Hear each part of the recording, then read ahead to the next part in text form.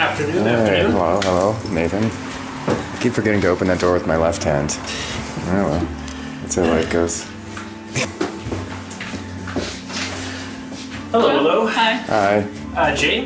Yes. Nathan, pleasure to meet you. Nice to meet you. Hi. There it is. These two people meeting authentically. There it is.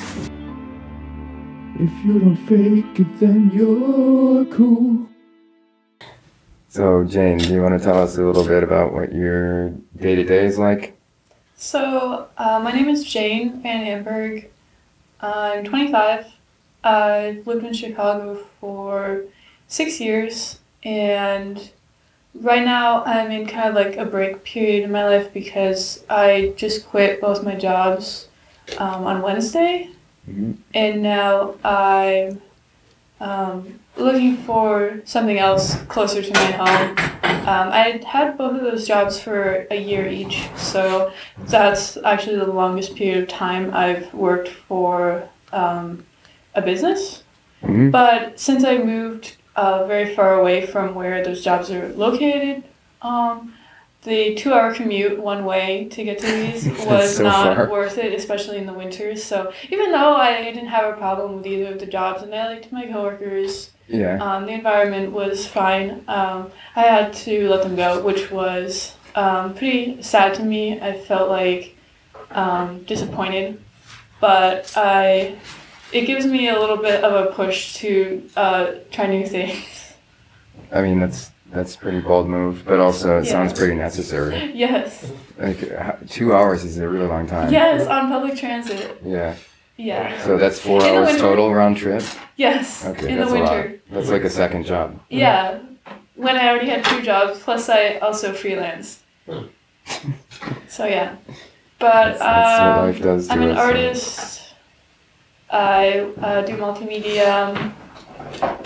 Right now I'm working with hand sewing, watercolor.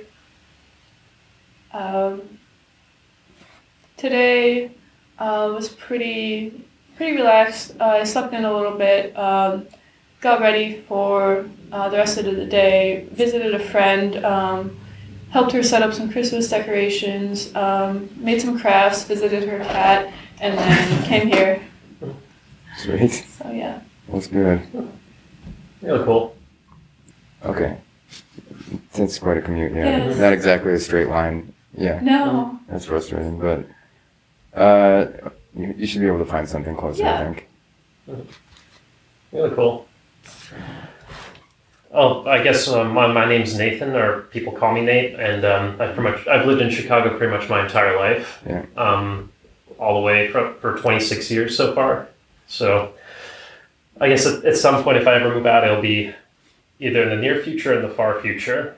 But a lot of little stuff in the middle to hopefully look forward to. And at the moment, I'm currently sort of at a crossing point when it comes to any artistic pursuits. I always do sketch art, charcoal, quite a bit of inking, as well as a little bit of draftsman work, carpentry, any sort of stuff that is often sort of a bit more... Carpentry, I didn't know that. Yeah, anything that's maybe a slight bit more technical and a bit more like hands-on, especially when it comes to building sets for theater or What? actually making household objects out of wood. Cool. But primarily, right before the pandemic, actually, my main thing I was going for was more towards theater performance. Yeah. Not necessarily for acting specifically, but also for the general management, the production, stage management, lighting design, a lot of the technical, but a lot of the managerial part where it comes with working with a team. So with the last 2 years, that one's been kind of a bit on hiatus, or it's slowed down quite a bit. So it's always looking for what's the next horizon. And Well, what do you think that's going to look like? I'd say it would be very, I think it's more about taking another first step where it's trying to get your feet back into the industry of theater, whether it's finding smaller projects or just throwing yourself out there for auditions. It's always something that's very, I guess it's a risk for sure. Yeah, it seems like it. And So you want to act? I've always had I've had the inclination, but I've never had the full-on drive and commitment for it. Yeah. So, I mean, from what people say, I have the skills necessary, but I always leaned more towards the technical side.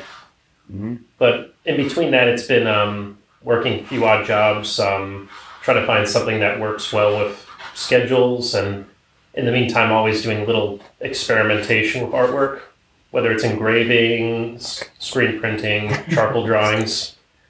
Always trying to find some little niche I can work onto, photography as well, a little bit. So it's always trying to find the neat little thing that will grab my attention, including possibly doing sound crew at various music venues. Great. So it's always finding the next thing that really catches my attention. So it's like entertainment-based sort of mediums and industries. Mm-hmm. Cool. And between that, I keep finding myself in those too. Yeah. Between that, it was, I guess today, while looking through at venues, looking through at little bits of artwork, it's always just, considering I live with my brother at an apartment, I'm the one that's actually organizing and keeping the place together. So whenever the opportunity comes, he's out of town, as he is now, I just go into overdrive and actually try to make the place livable again for another week.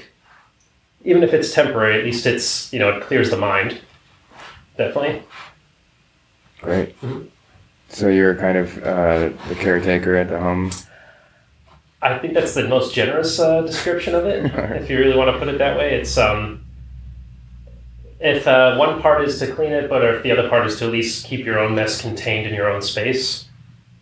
Like that one courtesy, I think, is often the one, that's the one thing can often keep I guess you could say, roommates from going at each other. Well, especially considering it's family.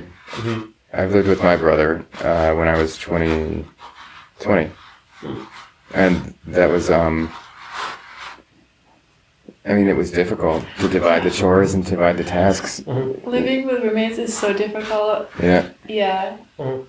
Yeah, roommates alone, family is another layer, definitely. But I loved all the roommates that I ever had. I also don't miss them. Yeah, it seems like every friend that I move in with, our friendship is not quite the same after we move out. No way. But fortunately, I'm finally have like an ideal home situation where I just live with my boyfriend and no one else. That's ideal. So That's what I would call it too. Yeah. Mm-hmm. That's definitely something I ponder as I go into next year, when I finally decide to move outside of the living situation with my brother, especially where I go afterwards or who I'd end up spending the next year or so with. It's a gamble, but it's also a curiosity in its own way. I think that's the hard lessons through the pandemic when it came to those that tried to move out or tried to start a new project or new stage of their life through the last 2 years. It's always an interesting direction it went, because it's the baseline or the framework is so much more different, so much more. For some people, it can be nervous, but others, it's more dynamic in a way. What do you mean? Can you expand? It's almost like, in a sense, like there's almost a sudden, almost people getting stung into action in a way where maybe they saw sort of the normal as the comfortable. They were kind of pushed a bit out of that comfort zone, and then they realized that often certain changes maybe you'd want to pursue for often your own personal life, or for maybe finding out what goals you want to keep and what goals you want to change all through the last 2 years. Mm-hmm. I mean, personally, it was an interesting situation when my graduating semester in college was spring of 2020. So I unfortunately was one of those unfortunate few that had the graduation on a Zoom call. Yeah, oh, God. I graduated in December 2019. So my graduation was just skipped and didn't get rescheduled. But oh well, I mean, I had a high school graduation, so similar ceremony. Yeah, more or less. Same looking gowns or whatever. Yeah, different colors maybe. Yeah. Yeah, but it's definitely aside from that and moving out and living with my brother the last 3 years now, it's been interesting ups and downs going through that, and then figuring out, like, as you see new friends come in and old friends sort of fade away in a way, that entire dynamic becomes something that a lot of people, I think, had trouble adjusting to, and then a lot of people found almost a new breath of fresh air in ways. And that was always something interesting to watch when it was with people. I think I enjoyed aspects of it. I definitely was creatively blocked for a big part of it. And the desperation that it kind of put into me was kind of on several levels. One was to perform because people were in need of entertainment. But they were also not willing to buy my work. So like it's just so many hits that happened during that time that it was just like a completely reset of my life. But I think another part of the creative block during that time was like just trying to figure out, you know, what is this thing that I'm actually doing? Like, what service am I offering the world? What exactly is it that I'm doing here? Is this? And it kind of all began feeling like it was entirely ego-based. Like, all the art was just about, like, this kind of sensation of, like, look what I can do, look how good I am at doing this thing, and how much will you pay me to run your pictures through my filter? And it was, like, very unsatisfying life to be living. So I think that kind of just came to a head during that time. It became a little easier to be self-reflective because there was so much more time to think. And here we are. It's always that hard bit of introspection when it comes to those challenges of what's almost worth doing, or what do you want to do and how do you want to do it, in a way. But yeah, in between all that, then it's just finding the things that just give you just that little pep every other day, like that little bit of extra bit of enthusiasm and energy. Yeah. I think it was definitely fun though in between the last year and a half, finding little things that sort of brought a little bit more sense of direction back and a little bit more sense of enthusiasm back. Yeah, I'll say. Was there? I found it again for sure. Was there any particular sort of situation similar to that where you found maybe a new potential thing that caught your interest? Yeah, so I recently became a member of a club that one of my friends from fashion school set up, and I joined about a year ago, and it's Chicago Historical Costume Society, and basically we have themed events based around certain eras of fashion history, and then we dress up in inspired or like era-specific outfits, and then we go to the event. That's really cool. So it was perfect for me because I love art history. I have a minor in art history, and I've for most of my life I've been a fan of historical costuming / vintage clothing. Cool. And this is like the perfect place to dress up because it's like a lot of events in this time in our life are very casual, and I like putting on elaborate outfits and doing fun things, so this was like perfect. It's pretty cool. Yeah. There's an art show up right now at Victor Armendariz Gallery in River North, and the painter's name is William Blake, and he does these war portraits, like most often the Civil War. So he'll go and live with these Civil War reenactor groups. Okay. And he does these highly classical paintings of, you know, modern retellings of those Civil War stories. And they're devout with their, with how accurate all the depictions are. Yeah. So it's cool to see those paintings because it's like it's very much a time warp. Yeah, I would like to see that. Yeah. And it's always wondering when looking back at that historical aesthetic that goes on, that aesthetic and almost material culture? What were the things that caught people's eye? What were the things that were people were enthusiastic and really drawn to? Such as, I think it was something that people don't realize was, I think just because all the depictions, most of them were always in black and white back in the mid 1900s, but late 40s, early 50s LA was always about the pattern ties that, of course, most people don't realize it because all the film, all the pictures are in black and white. Mm-hmm. But it was always that flare of color, that little accent, or any of these other little details that people became so enamored with in those times. Was there a particular era that your group was covering more recently? They do a lot of Regency style events, and I would say kind of what else? Like turn of the century, 1890s / Victorian. We're doing a holiday tea coming up, and that one is sort of any era that you want to dress in, but holiday themed. Mm-hmm. I'm going to wear a dress from the 1960s.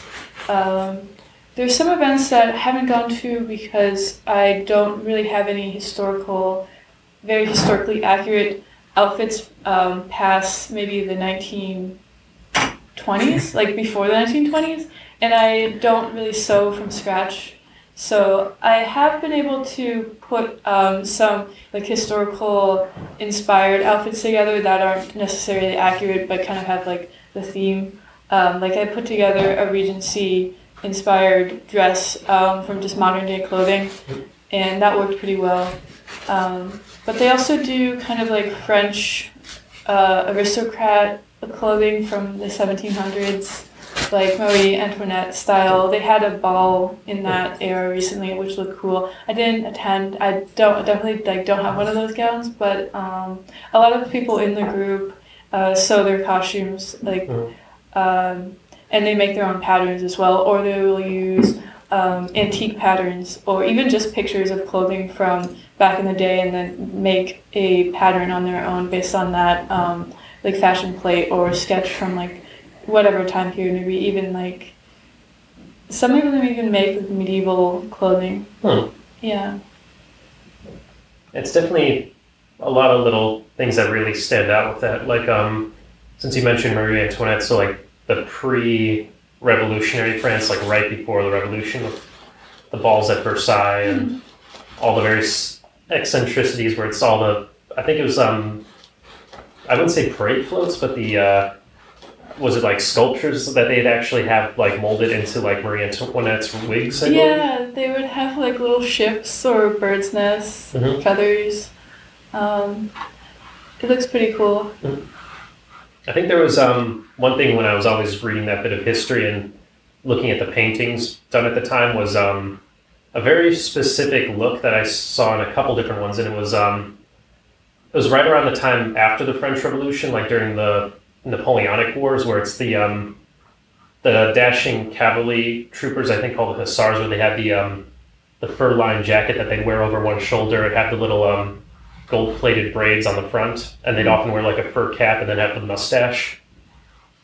It was like a very specific look that always, when I was looking through those paintings, would always be the more flashy and iconic fashion sense to it. I mean, it may not keep you the warmest during the winter, but it certainly does look like it would. I like that. Yeah. The group is mostly women, but there are a few guys who participate, and seeing the historical outfits that they create is pretty neat. And it's definitely one little style that I will say that kind of does carry over is that so many famous bands and musicians and artists often wore those sort of marching band style jackets. Oh yeah. And My Chemical Romance. Yeah, My Chemical Romance, Jimi Hendrix. Yeah. And a lot of that comes from, I think, that sort of hussar style because it has the little platelets in the front, the epaulets, and it's between a marching band and between like an old 1800s, like 19th century, like military uniform, where it's very much about the appearance and the bravado as much as it's just, looking practical. But it's just all those little eyes for detail and all the little bits of filigree and decorum always caught my eye. The badges, Mhm. the tassels, buttons. Yep. And then, of course, the wide-brimmed hats. Yeah. Always something that always just sort of grabbed my attention was just how much that would become like such an iconic look in that time period. Especially when it came to portraiture as well. And I think that was actually a more recent thing when I was at a figure drawing session, I think about a week ago, down on in Ravenswood, Yeah. where it's often the subject, the model, had taken on a more like 1920s flapper style, like almost like a showgirl. So it had sort of the headdress, the veil, a bit more of a flowing yet more, I guess, mobile sort of form of dress, where it was short enough to move around, but also still had like elegance, had a certain, lacy decadence that was sort of almost in that roaring 20s. Not quite, the minimal flapper girl, but more like something you'd go to like a more upscale party. Cool. And it was always that little period, I think it was 1900s to 1930s, like right before the Depression, where it was always that Art Deco, Art Nouveau sort of style, not only with art itself, but with fashion. Yeah, I saw a makeup tutorial recently where the artist had had gotten an old makeup palette from the 1930s and had matched the colors of the makeup palette to new makeup that she could use on herself. And the makeup palette came with a tutorial on how to apply the makeup. So she used like the perfect colors to recreate the look on herself, and it was way brighter than I thought. Like she was wearing bright aqua like eyeshadow that made it look like she was out of the 1980s, but apparently it was accurate to the age because especially for black and white films, they used like very bright makeup so it would show up on the screen. Mm-hmm. And I guess same with black and white photography. Although they would tint black and white photos back in the day.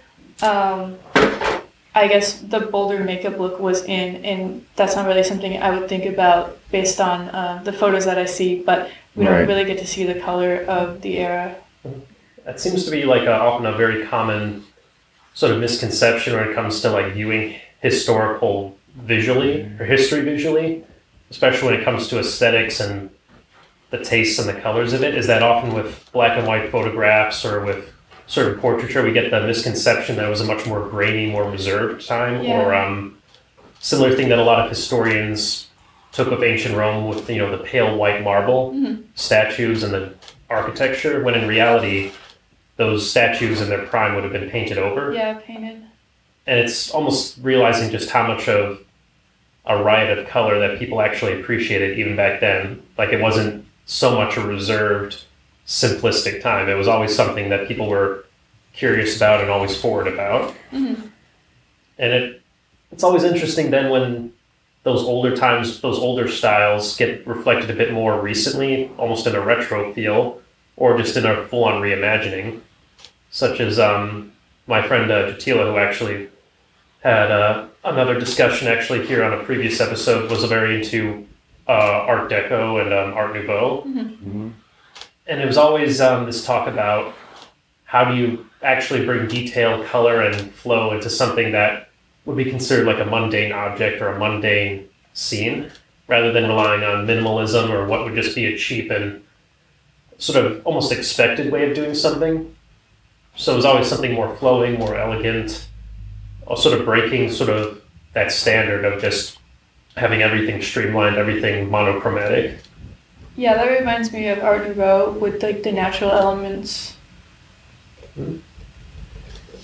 And I think it was specifically, if I remember the correct name of the artist, correct me if I'm wrong, it's the Czech artist who did was really famous for pioneering Art Nouveau. I keep forgetting the name that he went by, but if I remember his more famous work, where it's the lady in the shimmering gold cloak, sort of enveloping. Klimt? Klimt, that was it. Yeah. It was always just that one thing that always caught my eye, and it was always something that engages that prefrontal cortex where you always want to engage with something that truly stands out. Mm-hmm.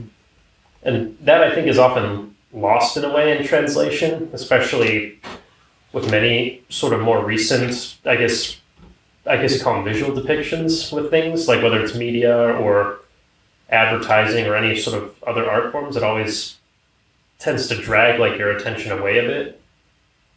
But it's always refreshing to see something that sort of pops out in that way. Okay, so it just kind of holds you in the space, you mean? Yeah, where it's if you find a That's a nice painting way to that, put that. yeah, it's where a painting, like if you see a painting that truly enamors you, like whether it's the composition or the subject matter or any number of things in it, you start almost getting a tunnel vision as you're sort of drawn into that. Mm-hmm. Especially if it's something that maybe you weren't expecting it to. It creates this almost this cerebral reaction where you become more drawn, you become more invested, you become, in a way, like just sort of absorbed into it. Yeah, so composition would be such a major player in that. Mm-hmm. It's like the difference between making a masterpiece and making sort of like a spectacle piece. Mm-hmm. I'm not sure that I'm making masterpieces on this show. I actually am not setting out to do that, so I don't think that's going to happen. But I think that each of these makes me a better painter. Mm-hmm. So every time I do a painting on this episode, I become a better painter. I agree. Yeah. So it's like on larger compositions where I'm doing like a full scale figures or something. What I learn from these episodes is going to be like directly translated to that. And even though I'm taking several layers to build up everything, the blocking stage, I believe, is like the most important for the way that I like to paint. So this episode will contribute to the whole quite a lot, just like each one does. So that's what my takeaway is. Anyhow, this would be falling maybe under the spectacle.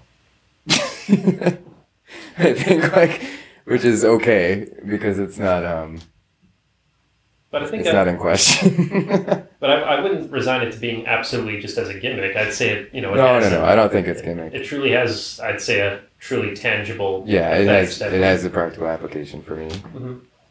And anyone can watch and can see how this painting was made. Mm-hmm. So it's different.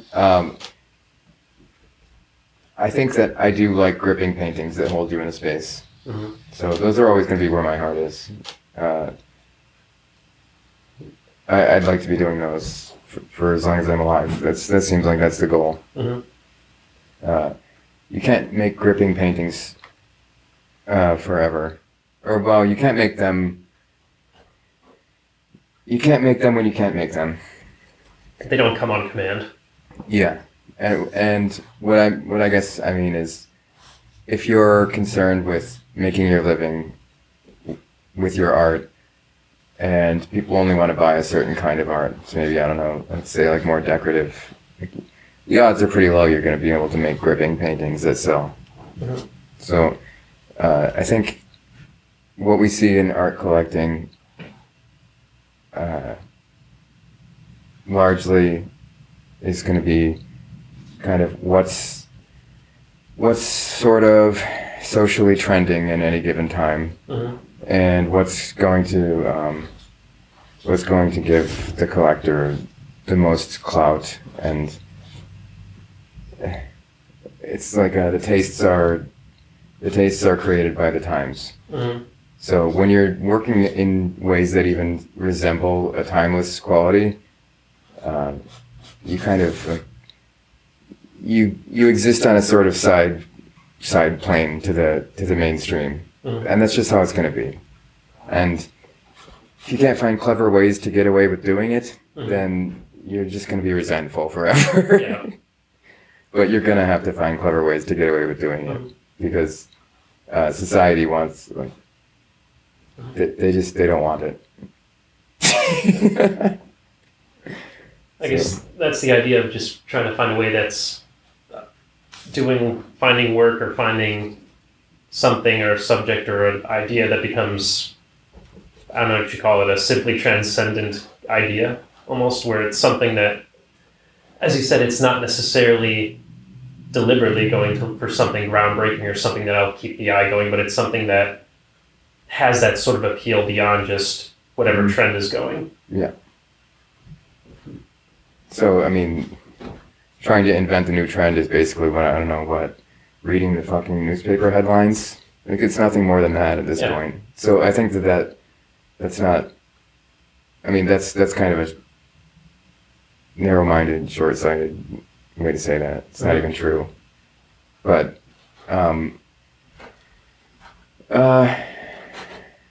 you know, sometimes these facts make me angry. I think, yeah, definitely there's that underlying feeling that always lingers from that. So get on board this moving train that's also constantly going off its own rails. Mm-hmm. Or else. It's like, I'll take or else, I think. That's okay. Yeah. Well, it's definitely something when I was working on a few other designs, and whether it was drawing, sketching, or any number of smaller projects, like trying to find something that, you know, still has that sense of that it'll catch at least a handful of people's interest. Mm-hmm. And that's what, especially when it comes to observing and appreciating other people's work, it's always, it's going beyond the yearbook answer of, oh, this is cool, or I think, oh, this is so beautiful. Like, I guess if you, not to go more technical, but more always looking more at the finer points when you're looking at artwork, and especially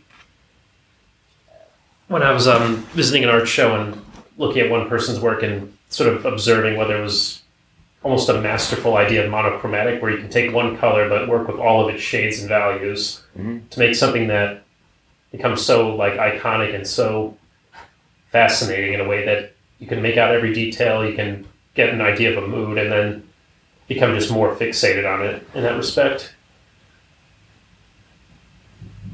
Well, how did that wind up? How did that wind up? What was the realization from that? Or like, was it successfully achieved through the monochromatic? Oh yeah, it felt almost, it was almost like a train of thought way of having a composition where if you saw that one color as sort of almost the incorporeal fog, and then you slowly began to sculpt an image out of that one color, or building up the layers, building up the value, and then little by little seeing something that you almost didn't expect to form out of that. Mm-hmm. And it always had that interesting appeal working around that and working almost against limitation. Yeah. I think that's definitely one lesson I learned, like whenever I was practicing any art form, was like, what can you do with what is supposedly a limitation? Especially, I think more recently was actually one of my, I guess, dabblings was actually playwriting. Yeah. It was earlier this year when it was a 10-minute playwriting contest at NEIU. And the idea was... NEIU stands for what? Northeastern Illinois University. Okay. They have an annual contest called Nuevas Voces, which means new voices. And basically it's 10-minute plays that often accentuate an idea, or their own little scenarios, and in some way have this almost unique appeal beyond just being limited to the 10 minutes. And one or two of the contestants often said in the talkback was that it was specifically working against that 10-minute limitation, which I almost said, that's probably the quiet part you don't want to say out loud to the audience. Like, what do you mean?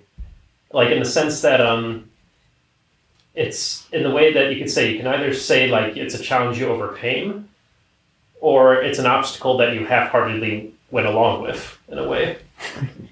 Like there's quite a few ranges of responses that often fall in those two extremes. And I prayed that it was going to fall into that former, where it was I hope that mine falls into that. Yeah. Too. Yeah, I would hope that over the other. Mm-hmm. But it's definitely interesting working with those limitations, with that almost framework in a way, like almost in the sense that you learn how certain skills can actually, I guess, compensate for those limitations, and also like adapt to them to make it something that you didn't expect. Was there ever sort of a situation like that similar in fashion, where it's those limitations that you actually, if not overcome, you learn to create something alongside them? Definitely fixing my mistakes in an eye-catching manner, like making your mistakes look like you they meant to be there. Oh, funny. Yeah. I'm only happy at little accidents. Yeah.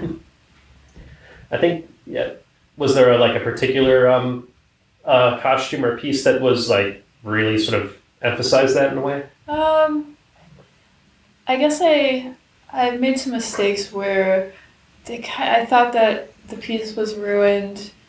Even my professor was like, had basically like given up on me. And I made the piece look decent, and I passed. I think that the dress was finished, and I was just giving it a final iron, and I did test the iron heat before I put it on the dress, and then it burned a little hole in the top of it. It was very visible, but there was just like nothing I could do. I just turned it in.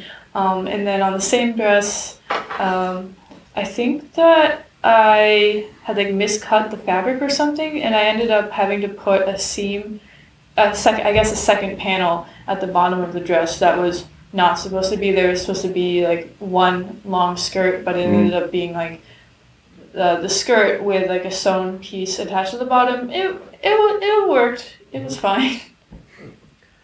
Do you still have it? I think I do. It wasn't sized to fit me, so I couldn't wear it. But I ended up just giving away a lot of pieces I made in fashion school because we had to make them to a standard size, and it didn't fit me. So I did keep that piece. It's not really wearable either because of mistakes, I guess. Like the zipper doesn't really zip. That's easily fixable, right? I guess so. Yeah, you could take it out and sew in a new one. I think that was the real bitch of the issue with that play, though, was that it was actually my failed final grade for a playwriting class the previous year before that. And so it turned into one of those pandemic projects that I found this long lost file on my laptop, and this is a half-baked script. I might as well poke at it a little bit. Mm-hmm. And it's like, you know what, there might actually be something there in that mess. Was there? I'd say so if it was something that really grabbed them and then they chose to actually perform it. It was something that must have grabbed their attention and really brought it forward. And especially when the actors themselves actually start working with it, since they invited the playwrights in to actually watch the part of the rehearsal process. Mm-hmm. And it was so interesting seeing actors actually getting into the material itself and actually feeling a new sense of comfort and confidence with it, like molding it and retooling it in a slightly different manner, depending on who performed what. And it is like an almost enriching experience seeing it like through another person's shoes or in another person's shoes. And that little bit of like confidence boosting where you see it like that, it's almost seeing that little bit of the wheels in your head turning, and then you actually see it visualized in front of you a little bit. Yeah. That sounds like a cool experience. Mm-hmm. And it's definitely in that 10-minute limitation, it's always about what little thing can you bring forward in those 10 minutes. Something that some people go for like funny, absurd gimmicks or like funny little pieces that just often tell like a funny little story, or they try to get to something larger, or they rely on some sort of gimmick.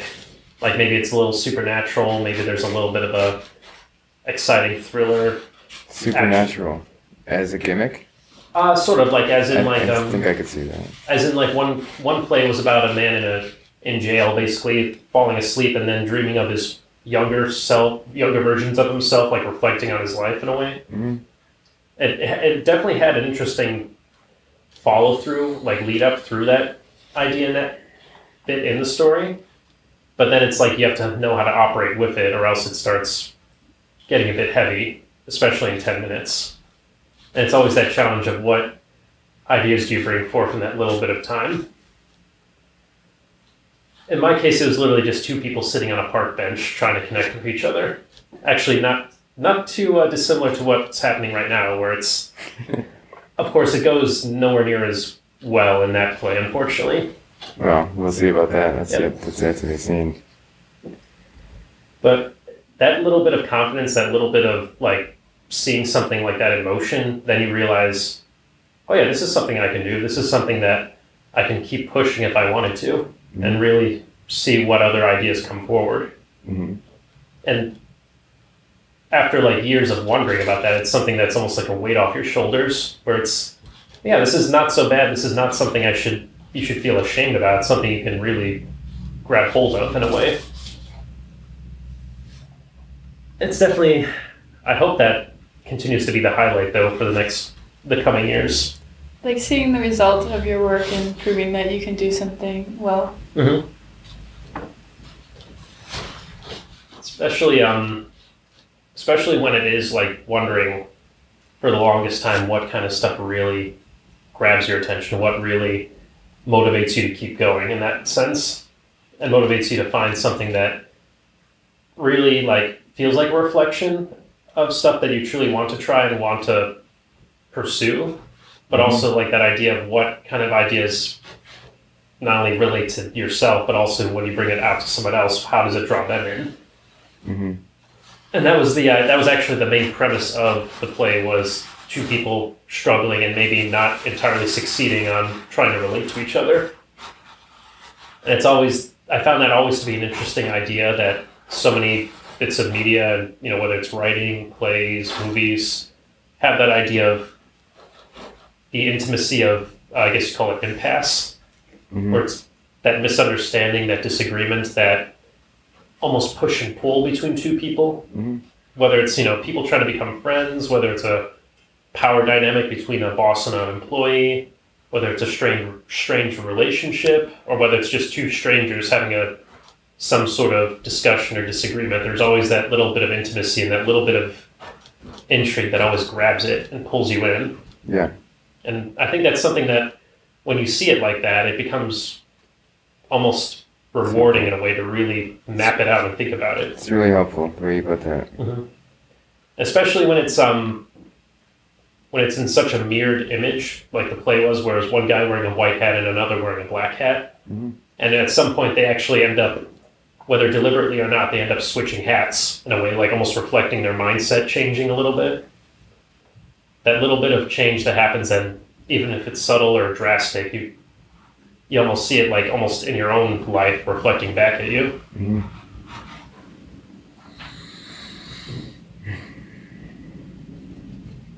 But in between all that, was there always like, when it came to fashion or when it came to painting, was there always that sort of, I wouldn't say butting heads, but that sort of more interesting connection, that maybe that more interesting debate or discussion you ever had, where it's, oh, this brings it in a new light, or this calls into question this, like always, I call it that impasse, or that little, I guess we'd call it butting heads.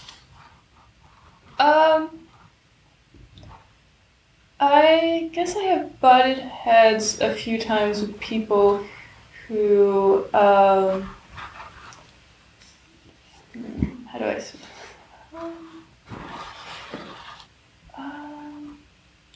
With how certain areas of fashion are represented. Maybe I had this one idea of this is what this style is specifically, and another person thinks differently of what that certain style entails. Let's say like a certain aesthetic, I think of it this way, they think of it that way, and we have like different personal ideas of what that style represents. But it's kind of just personal preferences. I guess it's not really a big deal, because fashion is just a very personal representation of yourself. So there can be like wide differences between different people, the way they want to dress themselves. Yeah, that makes sense. So there was never a fist fight that developed or anything? No, we just work it out. It's just differences of opinions. The needles and the scissors never come flying out? Not yet. Do you plan to go back to school for that, or are you done with school? I do have a bachelor's degree now from a few years ago, and it would be not against going to grad school, but I need to have a plan for what my degree will give me. So I don't want to go to school unless I'm certain I have a job afterwards, because I had a vague idea of what I wanted to do when I went to school, but it wasn't something in particular. And then I thought, oh, it'll just come to me while I'm in school, and it didn't.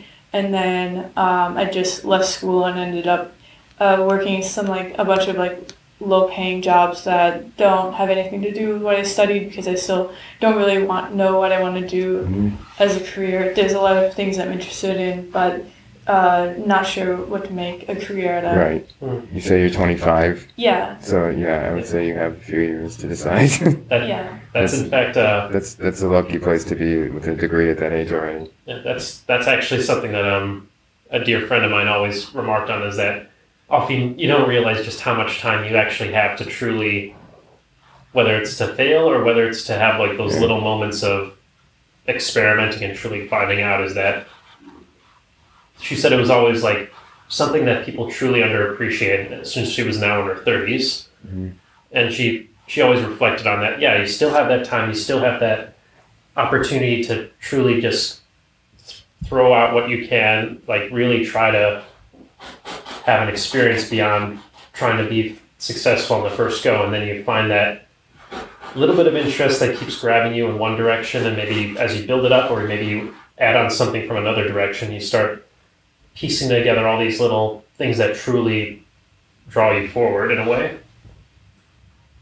And it's always something to look back on, especially in those more doubtful moments, and those moments when you're still, I guess, drained or more not as confident in something. It's always almost not, I wouldn't say a Zen moment, but almost a moment of just calm reflection, where it becomes that little bit more manageable, that little bit more, okay, even if it doesn't work out this exact certain way, there's maybe these little things that may pull it in another direction, in another more interesting direction.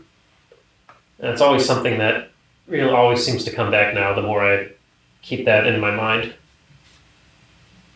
I think I didn't know what I was going to do. Well, I always knew I wanted to be a painter, but I didn't fully start pursuing it full-time, or as a full-time lifestyle, until I was 30. That's when I decided that I would stop trying to apologize for the desire to want to be a painter by choosing career paths that used my skill set for something totally opposite or something totally different. I felt like that was, apologizing, like I said, like saying, I want to do this, but I recognize that you won't allow it, society, so I'll bow to whatever you'll have me do, or allow me to do, with this thing that I enjoy more than anything else on this earth. But I think when I turned 30, I was so lost after having tried to find myself in my 20s for the whole time. I was living in LA. I was just hanging out with people who were on a path that was nowhere even close to similar to mine. And I kept trying to find ways to use the skill set to make things happen, to make it a reality for me.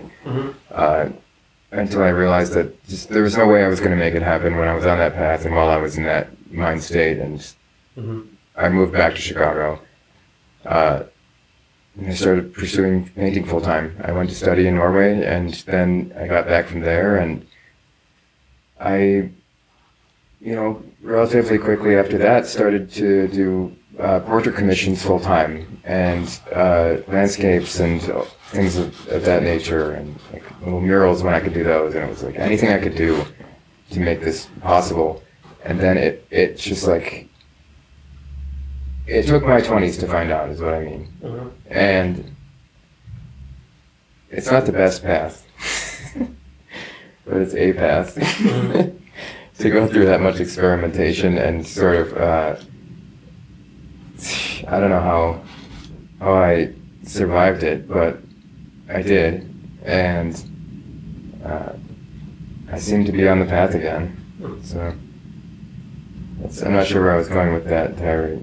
Well, I think it hits it pretty well where it's wherever the journey sort of takes you, and the idea of the whole idea of finding yourself, whether it's on the more personal sense or on like the way that I guess most people in a society would view that, where it's what they call finding yourself in a way is often, I guess it's a very generic way of putting it in a very superficial way, and doesn't quite hit the intimacy of it being one person's journey in a way.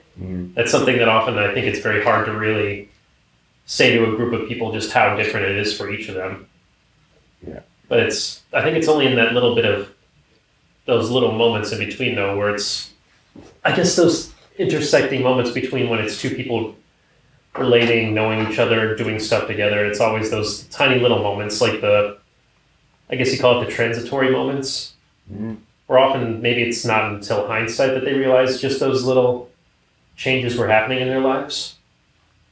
And often it's only when you see it like further out in the big picture and further back do you see, oh yeah, this was something that really changed my perspective or gave me an interest in something in a way. Even if it is something that maybe we may not see as the most positive, I guess, or the most uplifting, it's always that little bit of extra pointing in that direction. I mean, I did enjoy all the other work that I did. I was able to do some fun stuff, and pick up a lot of new skills. You know, I'm using those skills in editing the show. I'm doing, I use the skills that I picked up along the way. I still use them. So it's like it's not like a time lost or something. That's something I realized when I dropped out of UIC back in 2015. First semester doing design work, and it ended up turning out something that I couldn't really get behind. And then for about the next 3 months, just coasting in City College, and then just one day stumbling upon the theater program. And at that point, things started clicking in that direction. And then the rest was history from there. It's cool that you've had that history. I mean, it certainly helps having a designer's eye when it comes to setting, when it comes to lighting, all those little eyes for detail when it comes to how is something presented. And especially when it came to lighting design, which turned out to be something I really found interest in. There's decent money in that. What is that called? Gaffer, rigor, yeah, and focus, which is often through that scenic charge when it comes more to painting and lighting. That's what I do for a living. Well, that's my day job now. I do scenic painting for theater and stuff. I think I'm going to do something for the lyric opera this week for this company I work at. It's pretty awesome to have landed that job. Oh, nice. So I'm really happy about it. And I'm debating, like, whether it's coming to lighting, rigging, or actually designing it, the directions to go with it. Whether it's working for like a venue like the Metro for more music-oriented, or actually looking more towards stuff like the Goodman Theater or Steppenwolf or any number of the Belmont Theater District, always finding what people are looking for or what they're interested in showing for their theater work. It's always something that to always keep an interesting lookout for, that's for sure. And for your fashion, was it always specifically beyond the historical organization? Was there specifically sort of those more interesting design elements that you always were more drawn to? I started to view fashion as an art back in early high school, and that's really where my interest in styling took off. So for fashion design, my main interest would be styling rather than making clothing, I would say. And that was the same period where I got interested in vintage clothing and curating vintage fashion and finding my own personal style. And thinking of creating your outfit and making your appearance look like art like and finding references in your daily life and figuring out what inspires you to dress, I guess. I wish I had that skill back in high school where I had that much eye for fashion. That's definitely something I would say was not my strong suit in that time period for me. Same here. Holy It shit. It was my. it was not good. It was not a good eye. It was attempting something near grunge, but it looked even more sad in comparison. I was pretty. It should look. I was pretty mall goth, I think, for sure. I love mall goth. Jesus, it was the invention period of that, and it was not a proud moment to look back at. Mall goth is back. Well, it only took me. It is back, but it doesn't make it. It only took me 8 years to actually. Any better to look back at, I think. It only took me 8 years to make that transition to now what I'm going towards, where it's like, okay, maybe a little bit more dynamic, casual, but not full on mall goth or not full on like revival of emo. Just emo revival is back too. Is it? Yeah, My Chemical Romance just played a show for the first time in a long time. Oh yeah, I saw them at Riot Fest actually. Yeah. Very packed show. Actually, a terrifying amount of people. Right. I heard stories. A bunch of my friends went. I went on a different day. I went to see Nine Inch Nails. Oh yeah, that was their too. I love Nine Inch Nails.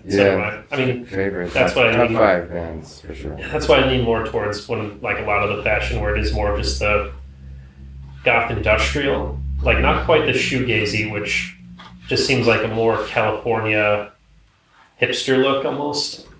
When I went to a shoegaze show back in Logan Square. Mm-hmm. I mean, that might have just been the residents, but if that's definitely the direction, it's almost, oh God, definitely not my style, that's for sure. But just those little bit of extra little details of going into it, like whether it's customizing jackets, whether it's painting them, whether it's going through all the little, I guess, accessories and little hairstyle bits, because at some point I'm like, you know what, if this one barber I go to is not going to get right, I might as well just buzz it off myself and then just do the design. I mean, not I don't have that right now, but... Right, yeah, I just had to look for a second. I'm like, what did I not notice? I used to cut my own hair too. Mm-hmm. Yeah, I do now. Mm-hmm. I think it's a really enjoyable thing. Yeah. It's like it just really is. It's like almost ceremonial. Mm-hmm. And you can actually, well, at least for me, I can actually make my hair look like what I want. Mm-hmm. Mm-hmm. I mean, there's only so many ways you can, or at least for me, to cut a mohawk before it starts getting a bit too overdone, and then it's like, okay, might as well just go for a comb over, or just buzz off this side, and then just let it regrow to something else. I mean, that's the hope, is when you actually finally get sick of a style and you just cut it all away, and then you're like, okay, next time it'll be something a little less over the top. Yeah, I had a mullet for 3 years, including shaving the sides of my head. So the sides of my head were shaved, and then I had the mullet in the back, and then I had bangs of various lengths. But I would just, whenever I felt like it, I would just like chop at it with scissors. But that had its phase, and I'm back to doing other things with my hair. Yeah, I think I had one too many friends who, they had the longer bangs, and then they had the mullet in the back, and then I think I can think of at least 2 or 3 that had the audacity. They're like, you know what, I'm going to get a tattoo on the back of my head right where the mullet ends. And I'm like, oh man, that's not a very comfortable spot to get a tattoo, but I mean, I'll applaud them for it. Just because it was actually quite symmetrical right at the hairline. Yeah, you could also shave in designs in your undercut. That was like a trend for a while. Right. I had a friend do that to me, and they grow out very quickly. Mm-hmm. I think that was actually something I saw back during the Halloween season, where it was I think the girl had a crew cut, very short on the top, and then had like essentially scratch mark patterns like in the side. Cool. I'm like, you know what? If I could mimic that at one point in my life, I will. Like, it's just for the hell of it. It is fun. Mm-hmm. I think it's definitely like just however like long it lasts for about a week. It's always just that fun little bit of amusement. Yeah, I like it. I think definitely when it comes to all those little fashion bits that put together where you wonder like when you reach that certain age and you realize like whether it's you're not caring enough or you have enough experience to be confident in the things that you truly like and feel comfortable. Oh, I guess what's the best way to put it? Comfortable under the skin almost. Yeah, I've definitely felt that. Yeah, I've definitely stepped back in my vanity. For sure. I'm really happy about that too. Yeah, or it's I'm uncomfortable with pictures being taken somehow. Whereas before I would just whip my head when I saw a camera flash. It's like I was so insecure. It's funny. Like how many years? How that does change. Like when you get a better idea in your head. It's always those, how many years does it like stay where you're like, oh, I don't see myself as photogenic, or oh, I don't think I have an interesting profile or face. And then you kind of, at some point, you're like, you come to a realization, oh, wait, people think you're interesting, think that there's something there to, basically... Suckers. Almost. In its own way, but it's always like whether it's people that end up becoming like sort of your friends or the people that you truly start associating and connecting with, like sort of that you gain almost like in many ways sort of that appreciation that wasn't there before or didn't realize it was there. And it's always that little extra feeling of just, self-confidence, of just that assertiveness, and then just having fun, like sort of, I guess they call it being fabulous without making a fuss about it. That sounds accurate. And on that note, let's take a break and be fabulous without making a fuss about it. This guy fell. Yep, this leg fell. All right, everybody in? Is everybody in? That's true. Yes. We're all in. We're all ready. We're back, and we're here to talk about the holidays. Your holiday special. Well, I was just giving a remark on it, just with the lights in the background.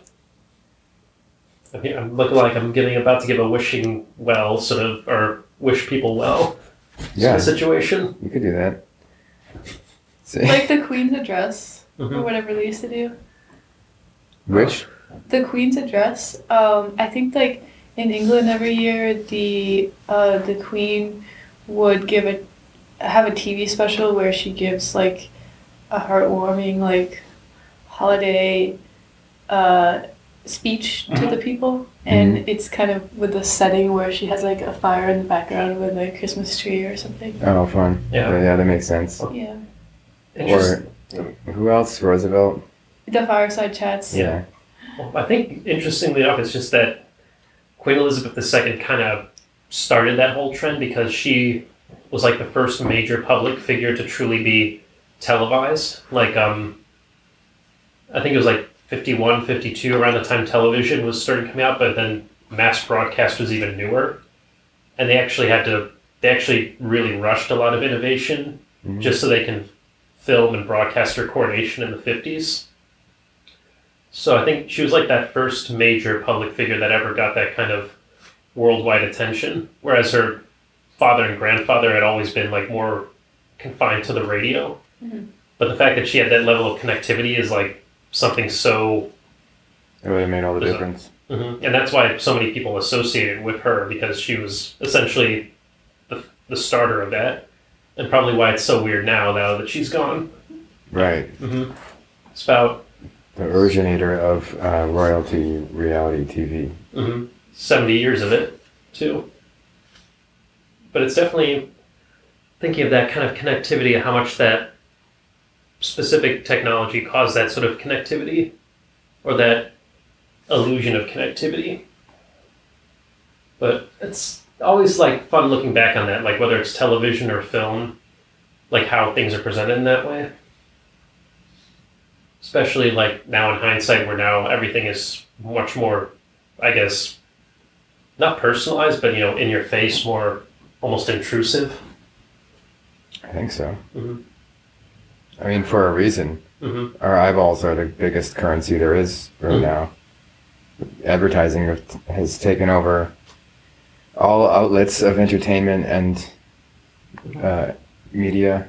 Mm-hmm. So I think, yeah, our eyeballs are really going to be toyed with Yep. for probably the rest of our lives. Mm-hmm. So we'll have to.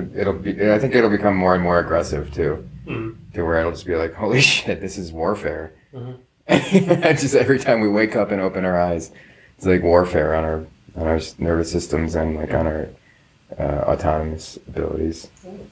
It's colonizing the free time that we So have, crazy. like the minutes almost. Yeah. It's like you can't even watch a 30-second. You can't watch even a 30-second YouTube video without getting a 2-minute ad. Mm-hmm. That's probably one of the more jarring aspects when I noticed it, like little by little. Yeah, that will definitely continue. Mm-hmm. Well. We have the power button, you know. We can turn it off if we want to. Mm-hmm. But I think, I guess in between all that, it's finding the little things that at least still keep more motivation or more interest going outside of those distractions and outside of the background noise. Those little bits of, I guess those little inspirational moments where it's just like, you know what, I can feel myself separating just enough from that noise, all that background noise, and you just want to have that little extra space to actually breathe in a way. So I'd say I'm grateful there's still that opportunity in between all that. What's your favorite ad? I like the Budweiser ads with the Clydesdale. Okay, I don't think I know that one. It's Budweiser, right? I think. Probably. They're famous for their Clydesdale horses. They have this traditional, I guess, classic ad. Is played especially during the Super Bowl or Christmas time, but they have a team of these big draft horses with like furry feet, galloping across the land, pulling, I think, a stagecoach. Oh, I remember it's back in the olden days. Back in the olden days when they delivered beers in those giant refrigerated or ice carts. Yeah. And that's how they used to deliver beer back then. So this is not a comedy commercial. Well, it's like a heritage commercial where Heritage, yeah, they're classic. It's their like classic image. Americana. I see. Mm-hmm. I don't know, I'd say probably mine was, I think it was like the 2006 or 7 Super Bowl with, it was the Bears and the Colts, I think, and there's that one Doritos commercial where it's, they steal there are 2 guys in the gym and one of them steals a bag of Doritos from a guy's locker. He's like, I snuck these out of Tim's locker, and then the guy's like, no, this is bad, Tim loves Doritos, and then he's like, how did we get out of here before, and then a Dorito flies into his neck like a ninja star. He's like, Tim. And then it turns and Tim is literally wearing like a samurai armor suit made out of Doritos about to murder the other guy. That one sounds vaguely familiar. But it's those when Doritos commercials went completely unhinged back in like the late 2000s. That sounds like it. And I think there was the one there was the other one that same year where it was the guy, he sets up a mouse trap with a Dorito as bait, and he just sits in front of the hole waiting with the rest of the bag. And just as he reaches in to grab a handful himself, a guy in a fucking mouse costume smashes through the wall and tackles him and starts beating the crap out of him. Oh. It was just, at least then you can tell the advertisers are actually being allowed to be creative. Like they're allowed to actually flex their creative muscles. Well, we have, the shock factor. Mm-hmm. Right. I think we have an overabundance of comedy in advertising now. Mm-hmm. So, like, how many funny insurance companies could there possibly be? Yeah, and then have J.K. Simmons be your front man. Who is that? He's Jonah Jameson from Spider-Man. And right. Tobey Maguire and Tom Holland. He was the news reporter guy with the mustache. Yeah. And he was the music teacher in Whiplash, the bald head. And he's like, not quite my tempo. And he's like short-tempered, like very bearing down on. Wait, so he's in insurance commercials now? Well, he's in State Farm's commercials, actually. Yeah, okay, now I recognize what you're talking about. Mm-hmm. I have seen that. Mm-hmm. It's just, I guess, when it plays that much on just farce and comedy, it does start to wear a bit thin. Well, it's disingenuous, and it just feels manipulative to the extreme, which is the nature of that industry, which is why I struggle to respect people who work in it, but somehow I manage to. Were you a watcher of Mad Men? No. I've only seen the pilot episode. I like the visual aspect of it, like the setting and styling, but I don't watch shows or movies about bad people, and it was just not really something that I would watch. Yeah, it definitely falls into that category of people sort of trapped in their own times or in their own flaws, and often just not great results in a way, but it's when it comes to that world of that artificial reality of the advertising world, like it definitely, I'd say it captures that idea of just what kind of tactics do they use or what kind of sort of mindset do they have when it comes to developing these ads. But definitely on that, when it comes to like not great people, it definitely radiates that in a lot of places. Yeah.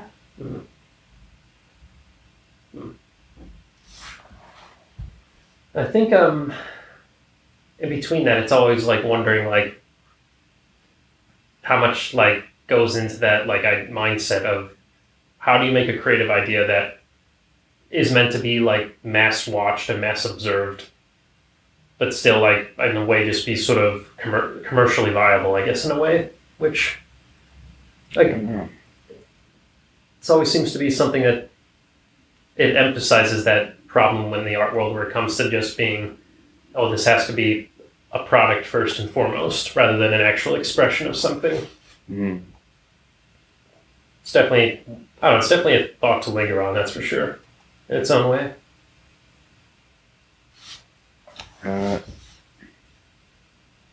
Yeah, I agree. There's no way to do away with advertising. That won't go away just like, it just won't.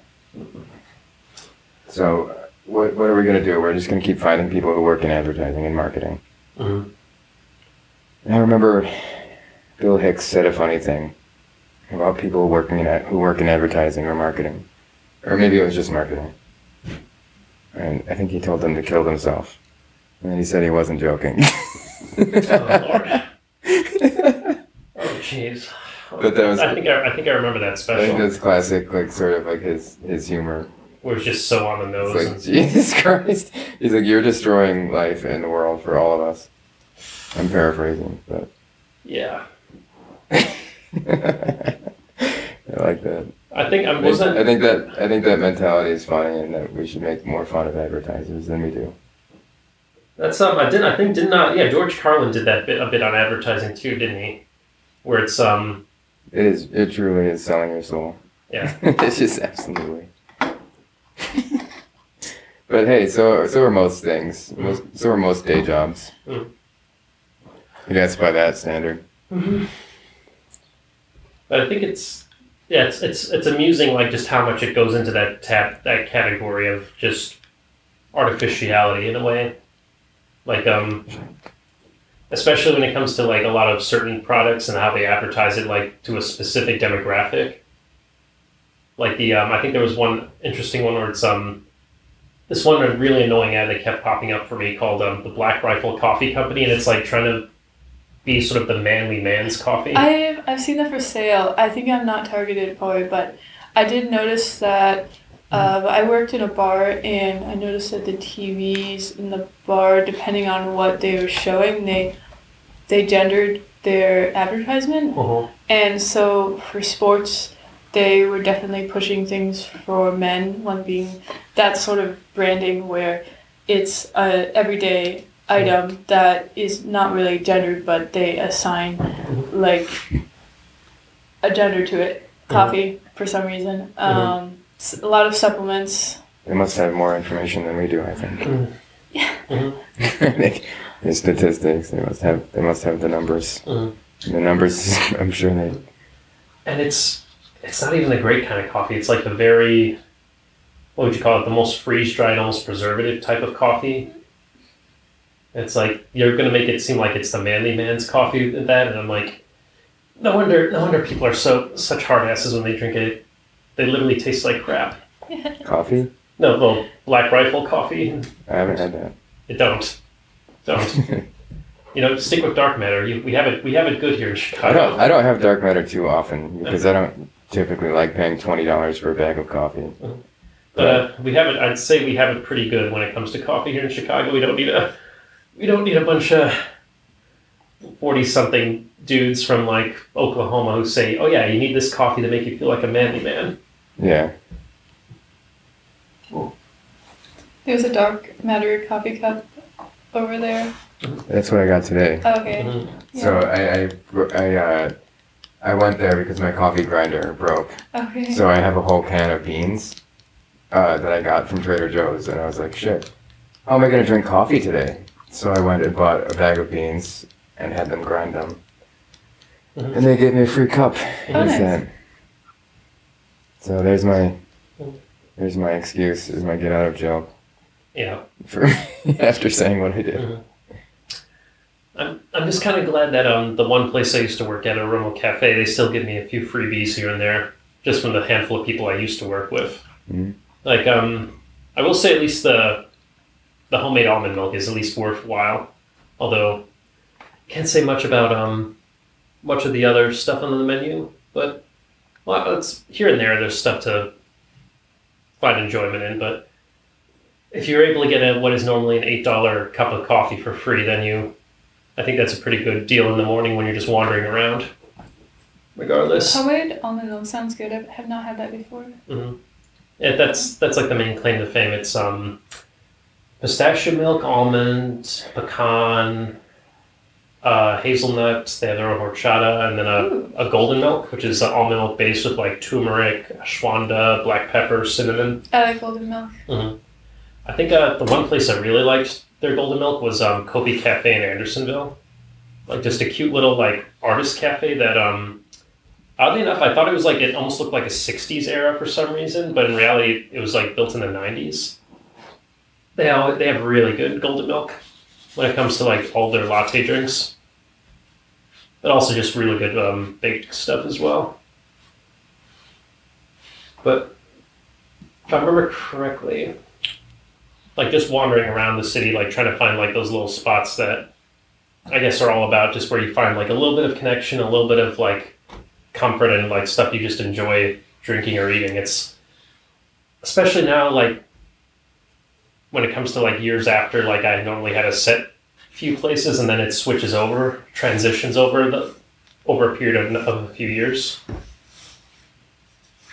What would you say is like your sort of more ideal spot if you're ever like just hanging out for coffee?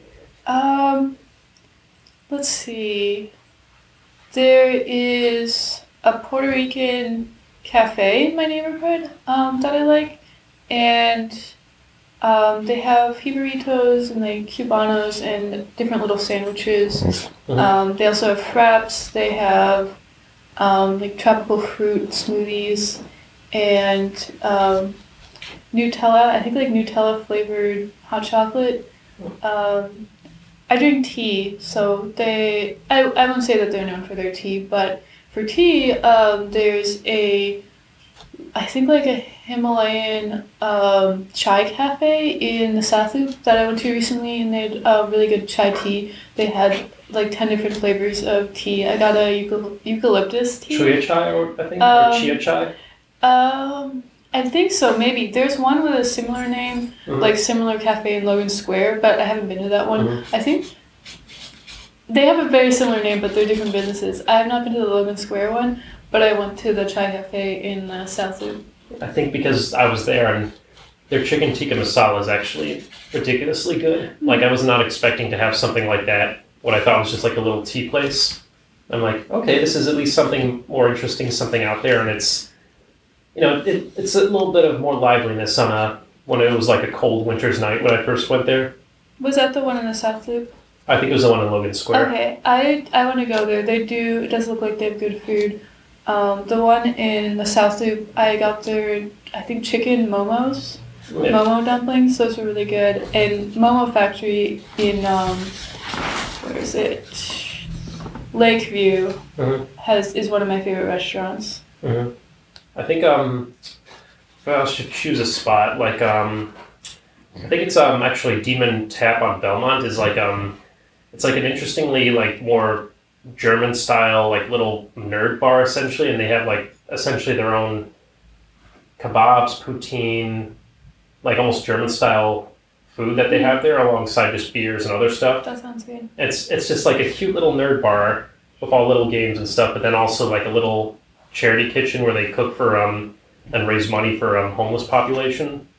So they're always doing charity events. They're always doing fundraisers, and they're always making like large, like bulk meals for people. And it's always like a cool little spot where it's just it has that little active community behind it, you know. And it's one of those places like you can kind of get used to it as like if you're like a nerdy type as like a watering hole almost.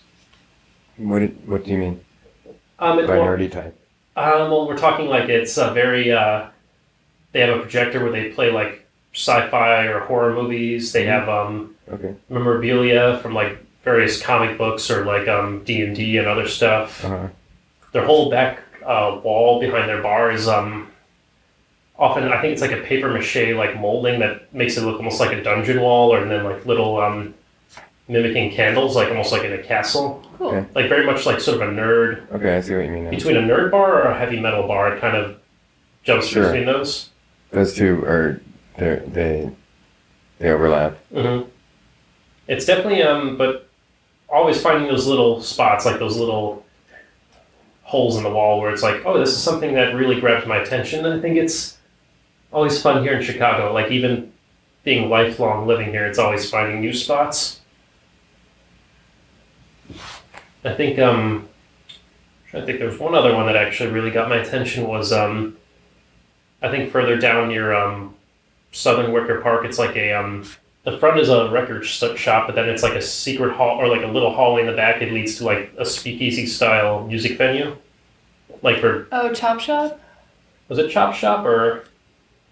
I don't think it was Chop Shop. I think it was. It's actually like right around the corner from Chop Shop though. I keep forgetting the name of it. It's not the Sub Tea. Keep forgetting the name of it, but it's like primarily like. Oh, does it have a fake record store? Yeah. Starts with a D. It's not Reckless Records. No, it's D something. It's like Debonair? No, they're not Dylan's. It's like the D something. It's like a name, and the front of it is a record shop. But yeah, you go back. I've not been there. Can't remember the name of it. I know where it is. That's for sure. Like I know it's like right off of like North Avenue, like right around the corner from Subterranean. It's right before you get to Osprey Garden. Mm-hmm. But there's like so many of those little places here in Chicago where it is that speakeasy style of just having it just out of sight and then just having a little surprise of going into the venue. I always found that to be just like a nice touch in between like wandering through on an evening, searching for a place to hang out at. I found it was fine. Mm-hmm. It was only fine. Yeah, I would call it fine. Yeah. Not in the sense like a fine cheese or a fine wine. More like, it was fine. Yeah. They could be hit or miss. I think it's more it's adequate. Who you go with? Huh? It's more of like who I go with. Yeah. That makes or break the night, I guess. Mm-hmm. I like one place, 9 Bar. It's in the back of a Chinese restaurant in Chinatown. Mm-hmm. The restaurant closes for the night, and then you go into the closed front door of the restaurant, and then a bouncer leads you through the swinging chef doors in the back, and then I think you go downstairs, and there's a little tiki bar with like a DJ, neon lights, good drinks, and really good food. They had like amazing custard bread and chili peanut noodles. Mm-hmm. I would go back there. Hmm. I think the one I always go back to is the Clipper, actually. California Clipper, right by... Right, yeah. I've only been there for like a few minutes, but it was a really cool environment. Yeah. I just like the... it's almost like that ambiance that comes with it, just the low red lights, the more vintage style back wall of the bar as well.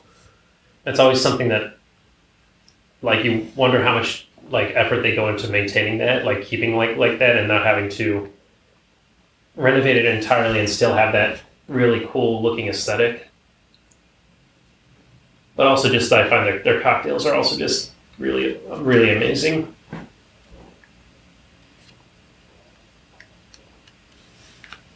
I would go. I like cocktails. Mm-hmm. I think I'm trying to remember what their signature was. Keep forgetting the name of it for whatever reason, but I just remembered like exactly like compared to when I was at the Empty Bottle and they have their space juice cocktail, which I always go for, and then all their other like mixed drinks as well, and then always trying to find one that really go back to in between that. It's just I have the misfortune of being Polish, so for some reason Malort doesn't offend my esophagus when I drink it. I like Malort in cocktails. Mm-hmm. I had a really good Malort Mule once. Mm-hmm. It also had pineapple juice in it, but it added it took the place of bitters. Mm-hmm. I think that's what it's good for as a cocktail use. Yeah.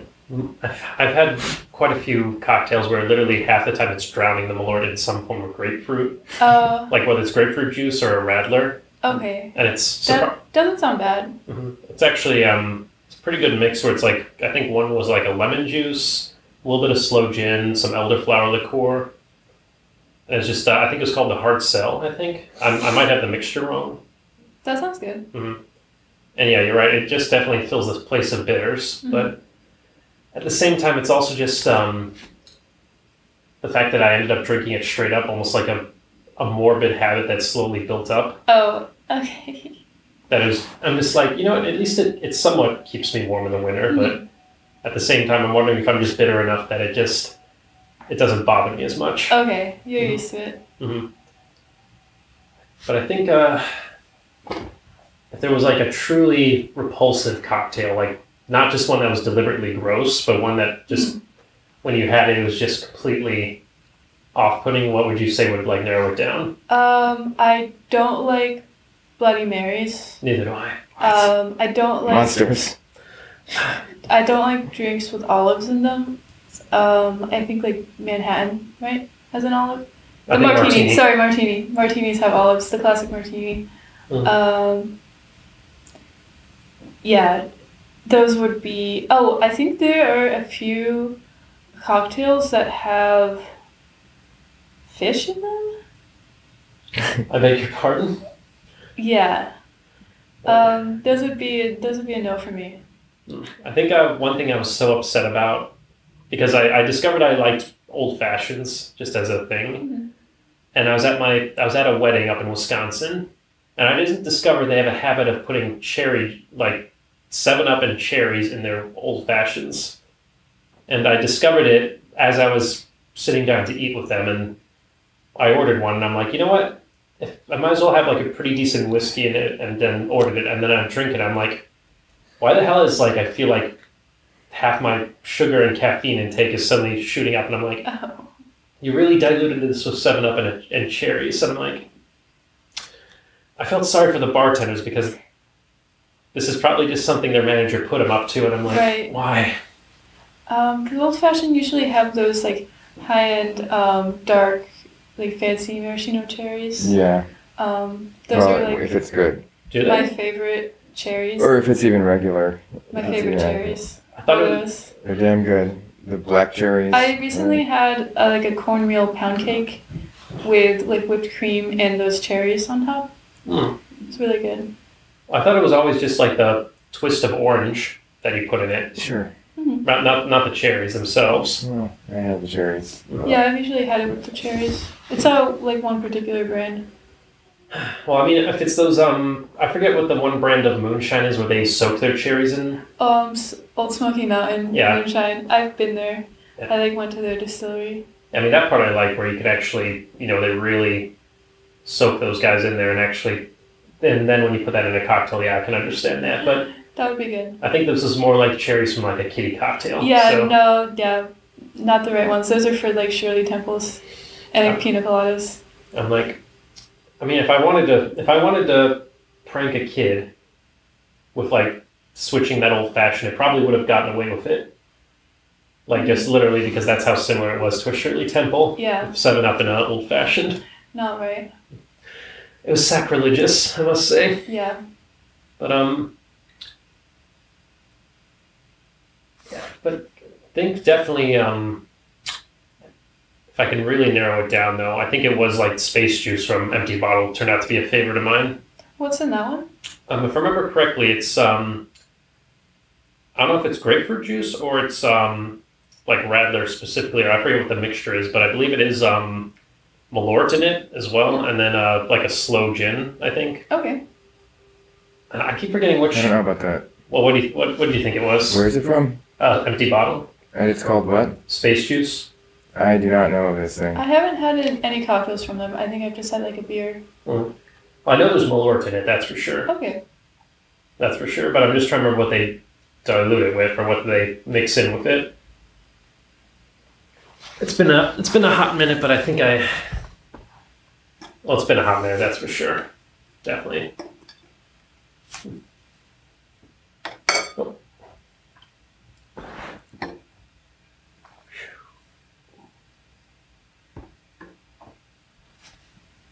What a day. I think whiskey-infused milkshakes, that's the one I'm thinking. Okay.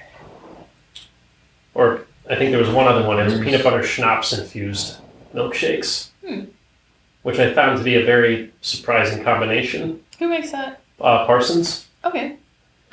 I think literally it's like, I didn't realize like that's something that could really work with it because you have a decently good vanilla shake and then you just give it a kick of like, you know, boozy peanut butter and it surprisingly turns into something not half bad. That sounds good. Or you could put Kahlua in it, like a mudslide.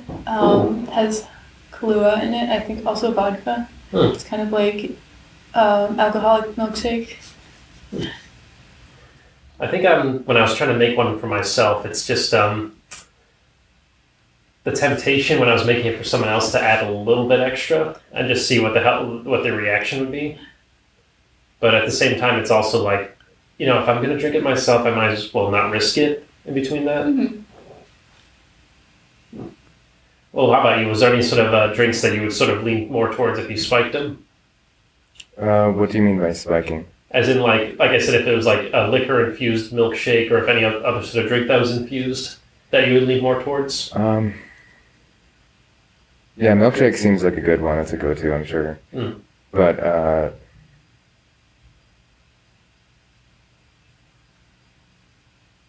coffees, I find that I don't enjoy the Irish coffee as much as I wish I did. Like when I order an Irish coffee, it's usually just extra boozy, and the coffee doesn't do much to hide that. So it's been rare that I find one that tastes like it's anything but just booze in coffee. I think that's a good one though, because that mixture is like a deadly combination. Keeps you alive, I guess. Yeah, I mean, had a couple like through the early part of November, and it actually, if done right, it does keep you alive. Yeah, for the night, you know. Yeah, if only for the night. Yeah, that's enough. Who could ask for more? So out of general curiosity, is it more almost like a trivia game where it's played with these cards? It's more like a trivial game. I think it's like, no, they usually try to go pretty deep. So it's like they kind of found this way through different tests or something, because I recognize the questions from different tests and from different studies where they're manufacturing intimacy, basically, by asking questions that are like, if answered honestly, pretty telling, and you know, they make the people playing kind of relate quickly. If answered honestly. Even if they're not answered honestly, I'm sure they inspire dialogue. I'm down to play. Yeah, Yeah. it's a fun game, and you know, we're running close to the end here, so it's very common for us to like not run out of topics, but like to be like, like see let's just go ahead and like put it in the hands of fate. Let's see what gets thrown onto the wall. Well, that one's actually pretty hefty. I think this one might be a bit Not No. that one. I would say no. Ouch. No? good call. Yeah. I would say ouch. It's dark. Dark is good. Yeah. I mean, dark in probably not the greatest way, but That's fine. what's one thing you would change about the way you were raised? I think that is an interesting one, a telling one. It's a goodie. Who wants to answer that one? I'll answer that first. Well, if you want to have a go at it. Yeah, I would have liked to be raised.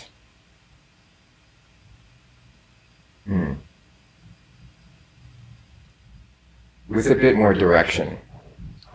That maybe had I known that my creative abilities could be channeled into a different career, I may not have chosen painting. I may have been an engineer. You know? Mm-hmm. There are other ways you can use these skills. My path and my brain and the way that my body works, apparently, I require some kind of like problem solving as my default mode of operation. So, you know, that it functions under that realm too.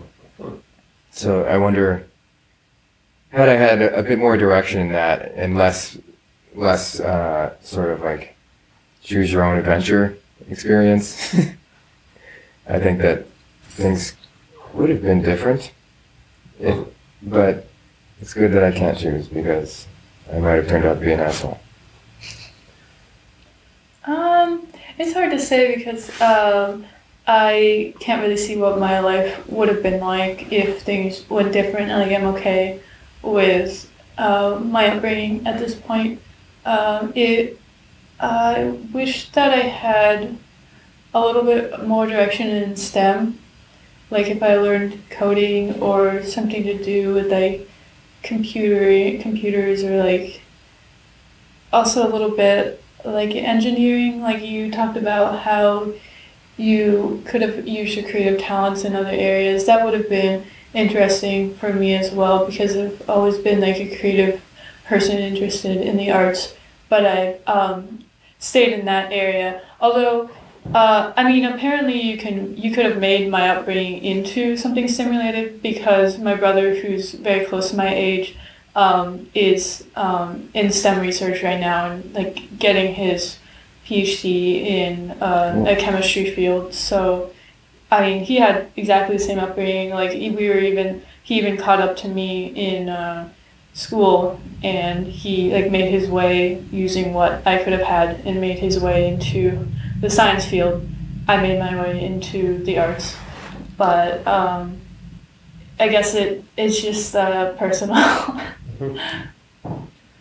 If I can narrow it down to one thing, I think it was in a way like finding ways that made it more motivated, that I was more easygoing and a bit more not, too dwelling on like how things would turn out, in a way, like finding a way to be a bit more open-minded and a bit more, I guess you could say, not as dwelling on the things that weren't working out. Like having that sort of mindset more present in my earlier years probably, would have lifted a lot of fog and weight off the shoulders and then given a little bit more time to breathe and develop in a different way. Yeah. But considering it's always a bit more foggy and a bit more uncertain, it can always be guessing if that's how it would have turned out. But I think we'll never know. It's definitely something that, thinking about it, it's always wondering.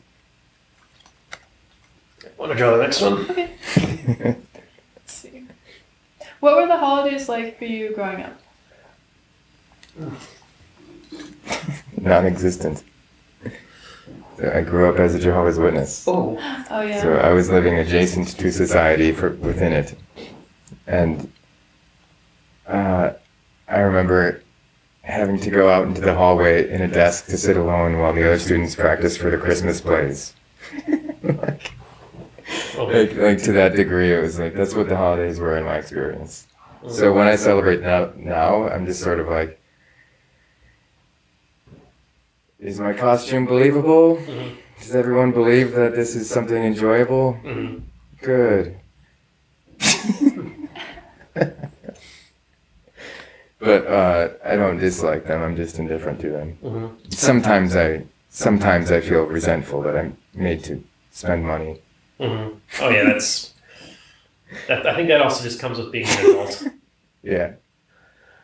But that's as far as like the unhappiness around holidays goes. Mm-hmm. I think there was like sort of a cutoff point where it's like, you know, the first few years were incredible. Like when you're a kid and you're excited, and then at some point when like more of the harshness of the world around you starts seeping in, you start becoming a bit more frustrated, I guess.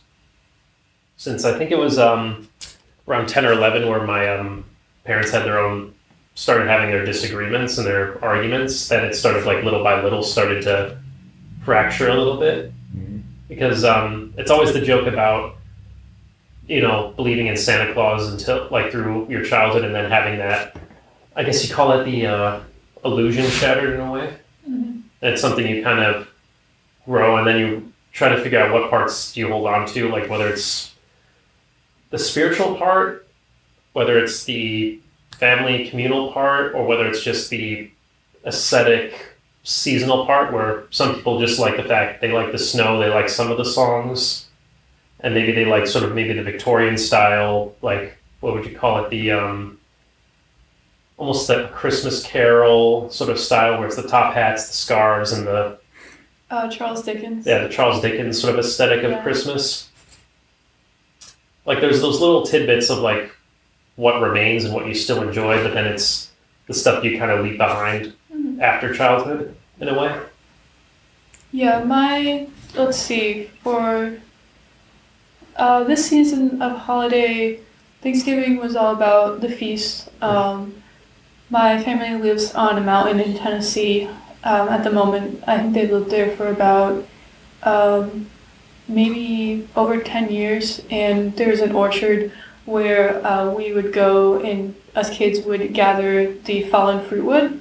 And then my dad had a smoker, and we would fill the smoker with the fruit wood, and he would like smoke a turkey.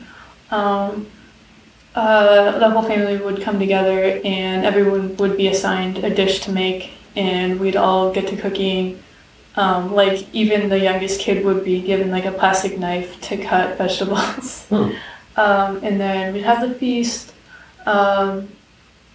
And then for Christmas, my family's very dedicated Christians, so Christmas was pretty religious. I think we would usually go to a candlelight service, either at our church or like a participating church in the area, where everyone in the church would be given candlesticks, and then there would be different Christmas hymns sung, or maybe we would go to a church and like watch a little like children's Christmas pageant. And sometimes, some years, like me or other siblings participated in the pageant. I think my sister was like an angel once and sang a song. And then I think my family didn't decorate early for Christmas, but in the very beginning of December, my dad would go down to the garage and fill an entire truck bed with all our containers of Christmas decorations. So like 10 containers of Christmas decorations, and then bring them up to the house. And then we would spend like many days decorating the house inside and outside of the house for Christmas. And we would have like boxes of Christmas ornaments left over because we just like could not manage to fit them into like every crook of the house. And like even we even had like costumes for our pets, like an elf hat for our dogs. It sounds like you really enjoy holidays. Yes. Do you still celebrate like to that degree? No, I'm way more minimalist, and I can't have as much stuff living in like a small apartment. Sure. But I have a little tabletop tinsel tree that I'm gonna set up maybe beginning of December, and I like finding friends to bake cookies with. And I remember in college I would go to a lot of like student holiday themed events on campus, and we would do stuff like ornament making or like have like a holiday potluck or something. Definitely more involved in Christmas stuff, Christmas activities when I was a Christian. Now that I'm not religious and I'm like not part of a church anymore, there's plus to do, but Mm. I like celebrating and having events and going to events, so I kind of have like a secular view on Christmas, and I still like Sure. having my own Christmas. Yeah, we just talked about that in the last episode too. Mhm.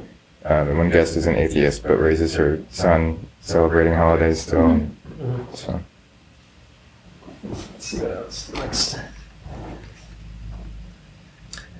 What does a life well lived mean to you?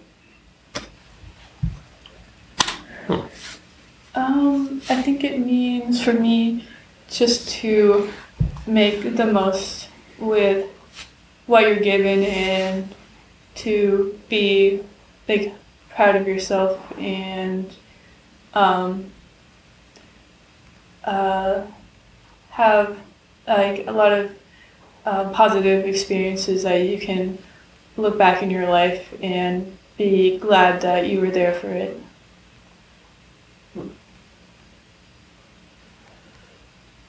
I think for me, life well lived. Well, I think it's everyone. I think there's the idea of like not wanting to live life with regret in a way, but I think in some ways that's unavoidable. yeah, how do you do that? Well, I think it's one way to live like truly. How do you live beyond it in a way? Because there are going to be those disappointments and those frustrations that come up as much, but whether it's like the idea of seeing the good and the bad or other that kind of stuff, it's not the whole story, but I guess it's finding those little moments that you feel like you can truly string together across your whole life, that as you're going through it, you realize this was actually an interesting journey. This was actually something more meaningful and full than I actually gave it credit for. Mm-hmm. Like when you can look back in retrospect and actually see something that's truly there, and you realize you weren't absent, you weren't neglectful in ways that you thought you were, but you're actually truly engaged in that sense. Yeah. Like whether it's truly happy, truly alive, or like truly present, having those feelings and having that connection all through your life at different points, I think is something that truly ties it together. Truly unhappy might also work.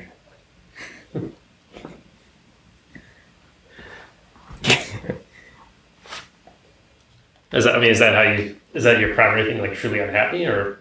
Yeah. I think that making plenty of space for the unhappiness is important, though, in order to move through it. Mm-hmm. So there's this sort of like a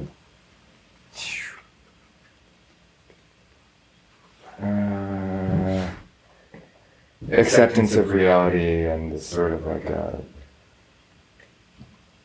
desire to move forward and kind of claim ownership of your mistakes or things that have happened that you had no control over or something. It's just like move. I'm just trying to make an excuse for the joke that I made. Make it seem like I meant to say it. Yeah. But I think what am I doing? It's unbelievable. Mm-hmm. No, I mean, I kind of do honestly think that making space for that unhappiness is important, and just kind of not stew in the moment. But if you lay in bed for a week or something, when you've had a breakup or something, it's like that, you should feel you could probably get away with that at the right times. Yeah. And if you're a person who's like, no, I must write my script, or like I have to work on these paintings, otherwise I'll never get past this. It's like that might be true for some instances too. Mm-hmm.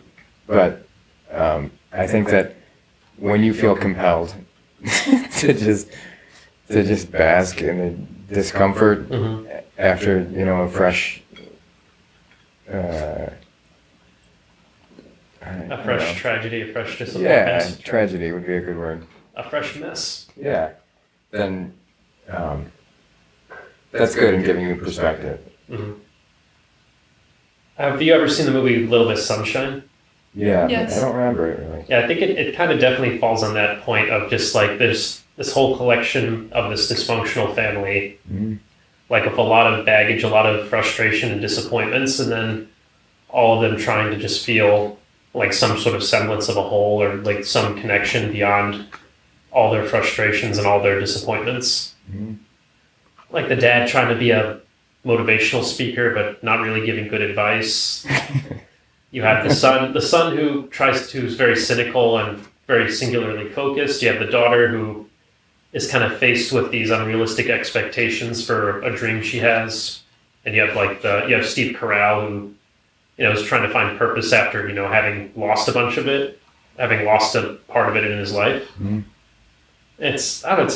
That movie I always come back to because it does reflect on that sort of idea of like living life through disappointment and through failure and frustration. I like that movie. Mm-hmm. It's like a truly uplifting one for me.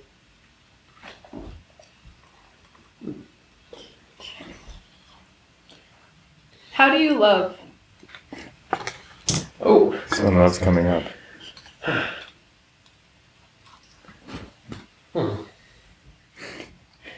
Mournfully, regretfully. Huh. No. I don't know if I can narrow it down. That's the thing. I guess there's like how I think I do it and how other people think I do it. Oh, that's fine. I could see myself like objectively through like someone else's eyes, like how they think I love them and like the things I do versus like what I think I'm doing to show love. Mm-hmm. Yeah, that's an interesting take on that. I guess my love language is probably mainly quality time, spending time with people. I think for me, I mean, if we're going by the modes of it, I'd say like the words of affirmation, like the idea of that validation that goes with it. Like if someone knows like beyond just a performance and beyond like the appearance of showing appreciation, of showing that admiration and appreciation, there's the sense that truly being sincere in that and truly sort of having that experience in that sincerity, like often through, like as they say, good times or bad, there's that sense that you can, not as many things truly phase that sense of love or that sense of connection. Mm-hmm. Like it's something that I guess you could say is more sturdy or more resolute, because it's that kind of thing of when you truly have a connection and you truly get to know someone, like both their amazing things and their imperfections, you start to grow that appreciation, you start to grow the sincerity when being around it, when you truly care about someone like that. And I think that's always very important, like thinking about those things that you connect with, the things that you build and risk with those that you show love to. I think it's sometimes some people struggle with that or sometimes still contemplate it, but maybe not always have a full picture or full experience with it. But it's something that I think people always go for, or something people always eventually see when they truly have a meaningful connection. Good answer. Mm-hmm. It's maybe it's just me being a movie nerd and going into scripts. It's kind of like I guess for my next reference, it's Good Will Hunting. I haven't seen that one yet. I don't remember much from that one either. Well, I think you'll understand when you watch it. It's famous. Mm-hmm. I should watch it sometime. Well, you'll understand when you hear Robin Williams speak, Mm-hmm. what he means by that understanding imperfection and like having that sincerity, even like in things that you're uncertain about. But yeah, definitely in that ballpark. No, I'm pretty curious about that. The movie or the concept? The speech. Mm-hmm. Well, there's a couple in that movie, but yeah, there's a specific one that does lean into that idea of intimacy and of connection. Because it's interesting when you have that, when you learn the interesting quirks of people, especially those that you have affection for. Because like there's the idealized and then there's sort of the more realistic approach. Yeah. I mean, surely there's always something more interesting, goofy, or downright that when you're connecting with someone or have a relationship with someone, Mm-hmm. and it's what's your response to it? I guess is the more interesting thing. What if I take some time to do that? Like I think there was one friend of mine, I guess you could say, like if you talk about like platonic love, who always had the habit of drawing on the hands of people they liked. Mhm. And it was always just, if they were sitting at a table together and hanging out, like, or hanging out outside, it was just like, because they were always a constant scribbler, like would always be doodling with their little notepads, and they're like, hey, can I see your hand for a second? They start doing that, like, and almost like as a sign of trust and connection, like, I like you enough that I hope you don't mind if I do this little cute little design on your hands. Mhm. So those little things like that always make you truly appreciate like that kind of love and that kind of connection. Yeah, I also like making art for friends. Mm-hmm. Not me. Not you? No. I think Mhm. I like pretending on the show sometimes when I say things like that. Mhm. It's just funny to be the person who says they disagree.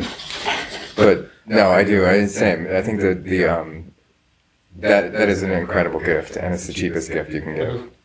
Yep. When it The truly cheapest imaginable gift is the one that comes from the purest region of your soul. Yeah, it's something that's Imagine that. something small and innocuous, Yeah. almost becomes the kindest gesture. I also like handwriting, Mhm. cards, making cards, Mhm. handwritten letters. Yeah. I make a birthday card, or at least write a birthday card and send it to my close friends and family Mhm. for their birthdays or like certain holidays. I remember for Christmas last year, one of my best friends got into Barbies again, Oh. and I made an entire winter clothing line for their Barbie, Mhm. including a lookbook where one of my other friends gave me a Barbie, and then I modeled all this clothing that I made for the Barbie on the Barbie, took photos of it, and made a photo book for it, Mhm. kind of like how designers make like lookbooks for their Right. collection.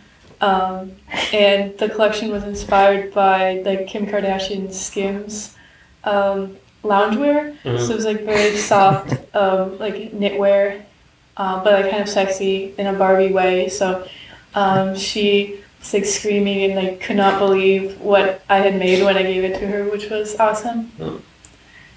And yeah, I like making meaningful gifts that have like, I made it a way where I know the person that I'm making it for. Like my friend is a fan of that brand and likes Barbies, and I just knew she would like it, so I came up with that. Mhm. Yeah, it's just I like the idea of words of affirmation, like ones that kind of they're not like the typical words of just like someone saying outright "I love you," even though that can be impactful in the right That's a nice situation. Mhm. But it's like who doesn't like hearing that? yeah, but I think it's when it's words that you don't expect, or like little things that they point out that kind of really draw out like their actual interest and their actual connection to you. Like- Or they like compliment you on things you didn't even know about yourself. Yeah, or you write something that's, or like when it comes to writing letters and the words of affirmation, they write something that's much more singular or particular that connects with you in a way that will beyond just, you know, a boilerplate letter. Mhm. Like it's something that, you know, it's personalized. It's something that beyond that, it actually relates to something that very specific, maybe something recently going on. Maybe it's something that that person and only a select few truly know about you. And it relates back to that connection in a way. And then especially as that extension, I always enjoyed it. I always found fulfillment in it. Is it my turn or Yeah, your turn. Sure. real page turners they are? I think this feels like a bit of almost a redundancy of the last one. How do you find fulfillment?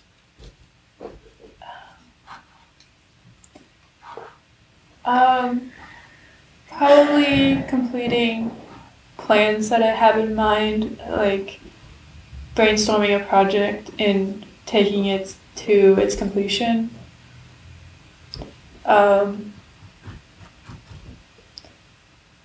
Yeah, being inspired by things and finding a way to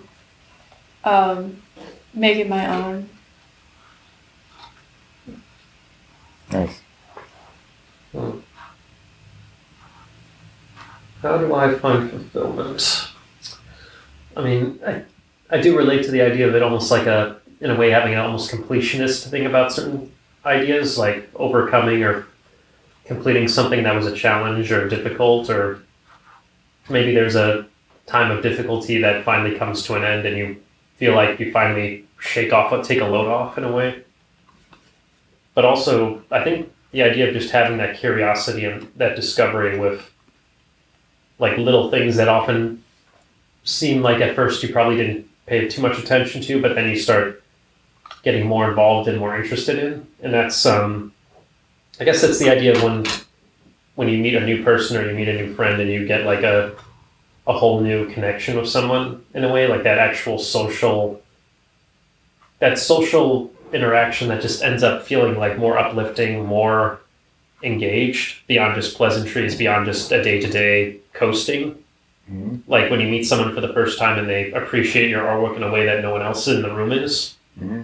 Like that sort of thing that catches you off guard and makes you suddenly, puts you a skip in your step, I guess you can say. Yeah, that's a nice feeling. Mm-hmm. And then you're like, oh wow, it's like suddenly the day became suddenly a little bit brighter in that respect.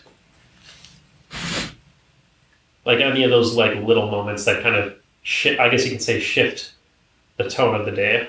Like often they don't have to be big sweeping changes or big sweeping tasks, but they can just be those combination of little moments that add up. Often in just the most mundane of days.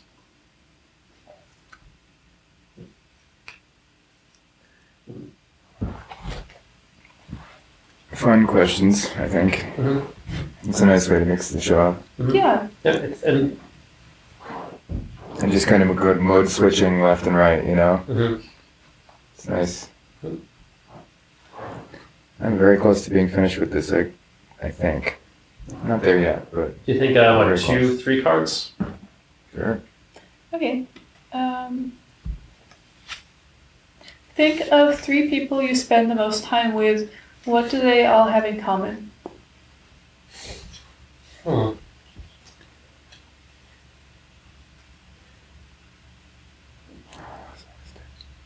think most people spend time with. I'd say it's almost like that frustration that people have when they're trying to get over something in a way, like when it comes to people who don't know how to let go of certain things, or they wear a certain, whether it's a personality trait or something that happened or some sort of task they're trying to complete. It's like that idea of what do they cling to or what do they adhere to, or maybe something that they probably shouldn't be as attached to or stubborn about, I guess. If that makes sense, like things that the 3 people I think have in common is like what do they make a fuss about, what frustrates them, and what things does it seem like you want to get through to them in a way. Okay, I see. I think it's like that impasse that happens, like I mentioned before, where it's like, okay, I want to make a connection with you. I want you to feel better about things, but there's always that one thing that's keeping you like in that state of mind, I guess. So are you finding that in the people you see most, are you saying? Or have I not understood? In some way, yeah. Like okay. For some of them it's more severe. And then for others it might be a more pet peeve sort of situation. I think that's something that often a lot of people often struggle with in their own way. I guess the 3 people that I spend the most time with are all in the same predicament or stage of life as I am, where they're trying to find their way and figure out what their next steps in life will be. They're all like young adults out of, well, more or less out of school.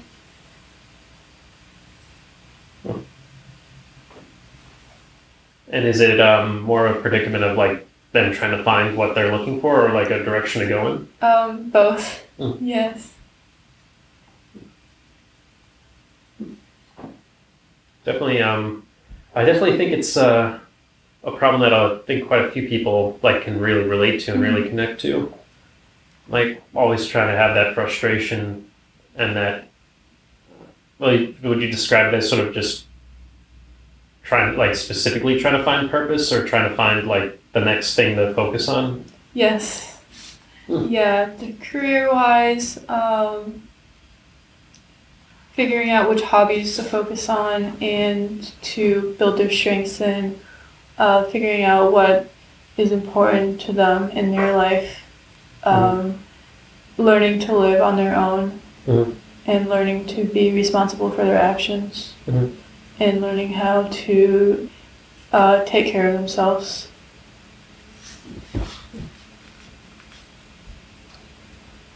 Yeah, definitely. Right. I don't feel like answering this one. That's okay. Fair enough. It's sometimes to poke at it. Yeah, it's fine. What's missing from the current standardized academic curriculum? We got these on the last episode. Oh, yes. Look, You can throw that one in the trash. Yeah, no, fair enough. It's I pretty. was homeschooled. Can you keep that one separate? I mean, do you have I have a discard pile. You Just throw it on the can floor. burn it in Onto the the fireplace. Adios. There's certain questions in there that are just so obviously motivated by like agenda. That's one of them. You don't have to do it. Yeah. It's getting a bit particular. This deck, Yeah. this deck is getting too particular. When do you feel most secure? When do you feel most secure? Probably when I've solved all of the main problems at hand that have to be taken care of in a short time. I'm like, oh, my life is fine until the next thing comes up. That's a good answer. Yeah. I think most secure is when I'm also the most confident. I think, in a way, like not necessarily that every problem is solved, but maybe in the sense I have a direction of solving the problem or going through with that dealing with that problem. And I think when in that sense also when not just confidence in solving problems, but in like just the confidence of going through a day and whether it's new or old stuff, always having that confidence and that interest and willingness. Because it's not, at that point, you're not as doubtful, you're not as insecure, you're not as questioning in certain things, and you actually feel like, I guess the best way is to say, like, you start moving through life with a bit more of an easy grace, in a way. Mm-hmm. Like, whether you consider it assertiveness, confidence, openness, or general curiosity, like having that sense that the weight of the world is not going to be as oppressive and not as overbearing as it usually is, but actually for a while it actually becomes something like a thing you want to ride out in a way. Okay. Nice. It's definitely it's a skill that you kind of have to learn over time, though, that's for sure. Definitely. It's a lifetime pursuit. Mm-hmm. That was your turn or mine? Mine. Yours. Okay. Blank always makes me laugh because blank. This one's kind of like a Cards Against Humanity card. Something always makes me laugh because something. I would probably say memes. I like to make memes. And I have friends who make memes or run like meme pages. I'm like very invested in social media, I guess. And I guess memes always make me laugh because they're very relevant to our time, and there's so many formats that they can take. So there's such a creative element to them, and they're very inaccessible form of art that can be spread easily. Mm-hmm. What makes me laugh? Or what always makes me laugh? I'm trying to think I can narrow it down to something that always makes me laugh.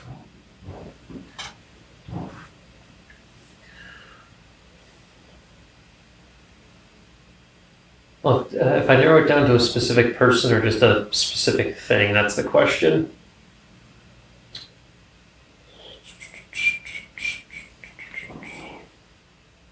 This is actually a harder one than I think. Maybe it's just because it's Right. two things I kind of have to narrow it down to.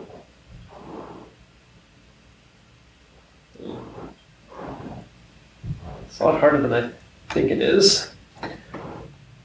I think it's especially hard when you have like a very dry sense of humor and it's more just certain mundane things that catch your eye in a way, like not specific things, but a lot of general things spread out. What sort of mundane things do you find funny? Let's see, there's, like, you know, occasionally the people you pass on the street that are needlessly arguing with each other. There's occasional people, like, not almost on road rage, but not quite. They have, like, certain attitude problems. And then there's, I don't know, it's things that can be upsetting and annoying, but also things that can be just mildly amusing because, like I said, if you're in that mindset where you're able to take things not as seriously or not as harshly, there's a sense that it almost feels amusing that people kind are... of like a disgruntled customer that says their piece and then leaves. Yeah, you kind of laugh about it afterwards. Yeah, it's like that. I think that's the thing is, because contrivances always make me laugh because once you truly see what they are, they're nowhere near as heavy as they used to be. That makes sense. I Like, agree. There's those mild amusements from people, like, especially in the last few years, where it's, especially when it comes to memes, social media, and all the other things where people often get very heavy on each other for certain opinions and other stuff, but then some ways that it's set up, you realize just how childish it sometimes is, and it becomes almost a farcical Like thing. absurd. Yeah, absurd, childish, and then you kind of just find yourself almost giggling when you're thinking about it, or chuckling, and you're like, you know, this is nowhere near as heavy as it's made out to be. Right. It's that dry. It's almost a dry, absurdist humor. Yeah. Okay. Oh. Well, I think this is finished. Well, So now's the time to show where either you like it or I burn it. Okay. So I hope you like it, but it's okay. You know, you don't. self-deprecation is my department, sir. All right. You can come look at this. Okay. Okay. This is a reveal, so maybe on camera you can see. Okay. So I just walk in front of it.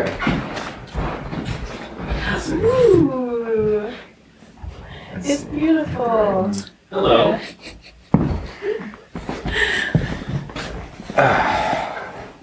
Nice. I noticed that you and I dressed in like similar color scheme. Just completely more darker. Yeah, colors. black. That'd be Yeah. helpful. Yeah, we're all pretty similar actually in tone. I mean, it's. I didn't realize purple was my color until very recently. That's my favorite color. I think it's. It works surprisingly well in this situation. Yeah. Yeah. Also, I think just juxtaposed where it's more the yellows, and the whites behind us. It's a nice little contrast. It definitely helps to just accentuate it quite a bit. I like the hair and pose. It kind of reminds me of maybe an impressionist like cafe scene. Yeah, the hands were a major focus in this one. I wanted to make them interesting for both of you. I know I was moving around a lot. Yeah, it's perfect. That's good. I'm not Italian. I swear. I emote.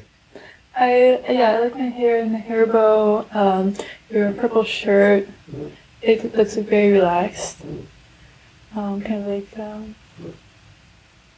the brightness from the fireplace. The fire kind of looks like it could be on, like lit fire. Maybe Right. the wine. Yeah, a lot of We can details. switch spots. I started with the background this time around. Usually I start with... Sorry, it's a little tighter back there than it usually is. I moved the setup around a little bit. There you go. I'm wondering the mood I was in when I was posing like that. And I Oh, it was like, all the moods. That's what I tried to capture. Pensive. Yeah? I'm like, and no, it's always wondering how the hell my hair looks like in every picture that anyone does of me. Like, Well, it looked something like that. I think these are always a little bit self-portraits too.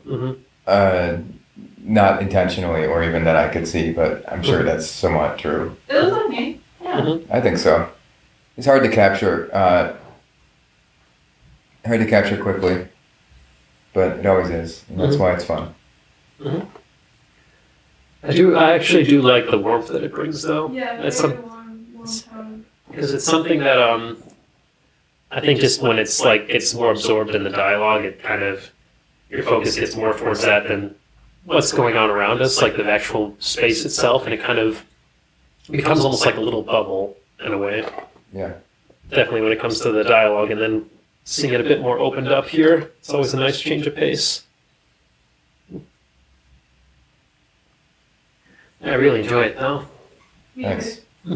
Yeah, we'll look at it in different light. Yep. Do not burn it. After this is done. Don't burn it. Okay. That's the consensus then. That is indeed.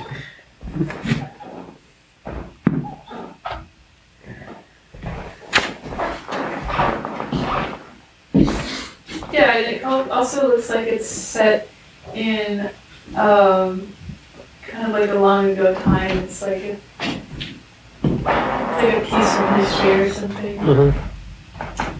It makes me think of maybe like an old like Spanish cafe or something. Yeah. It reminds me of like certain art, like historic art I've seen. So, do you guys want to see us out for this episode then? Yeah. So as in walking out? No, we can just see us out. You can say whatever you want to the people. I always say some bullshit at the end. Like one sentence or something.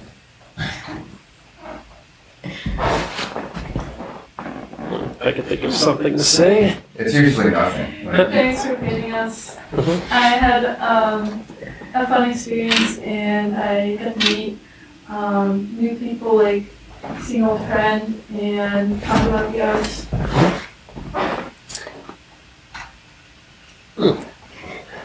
Thank you very much, Adam, for this transformative experience. Every time I see myself in a different light such as this, it always brings a new level to my everyday.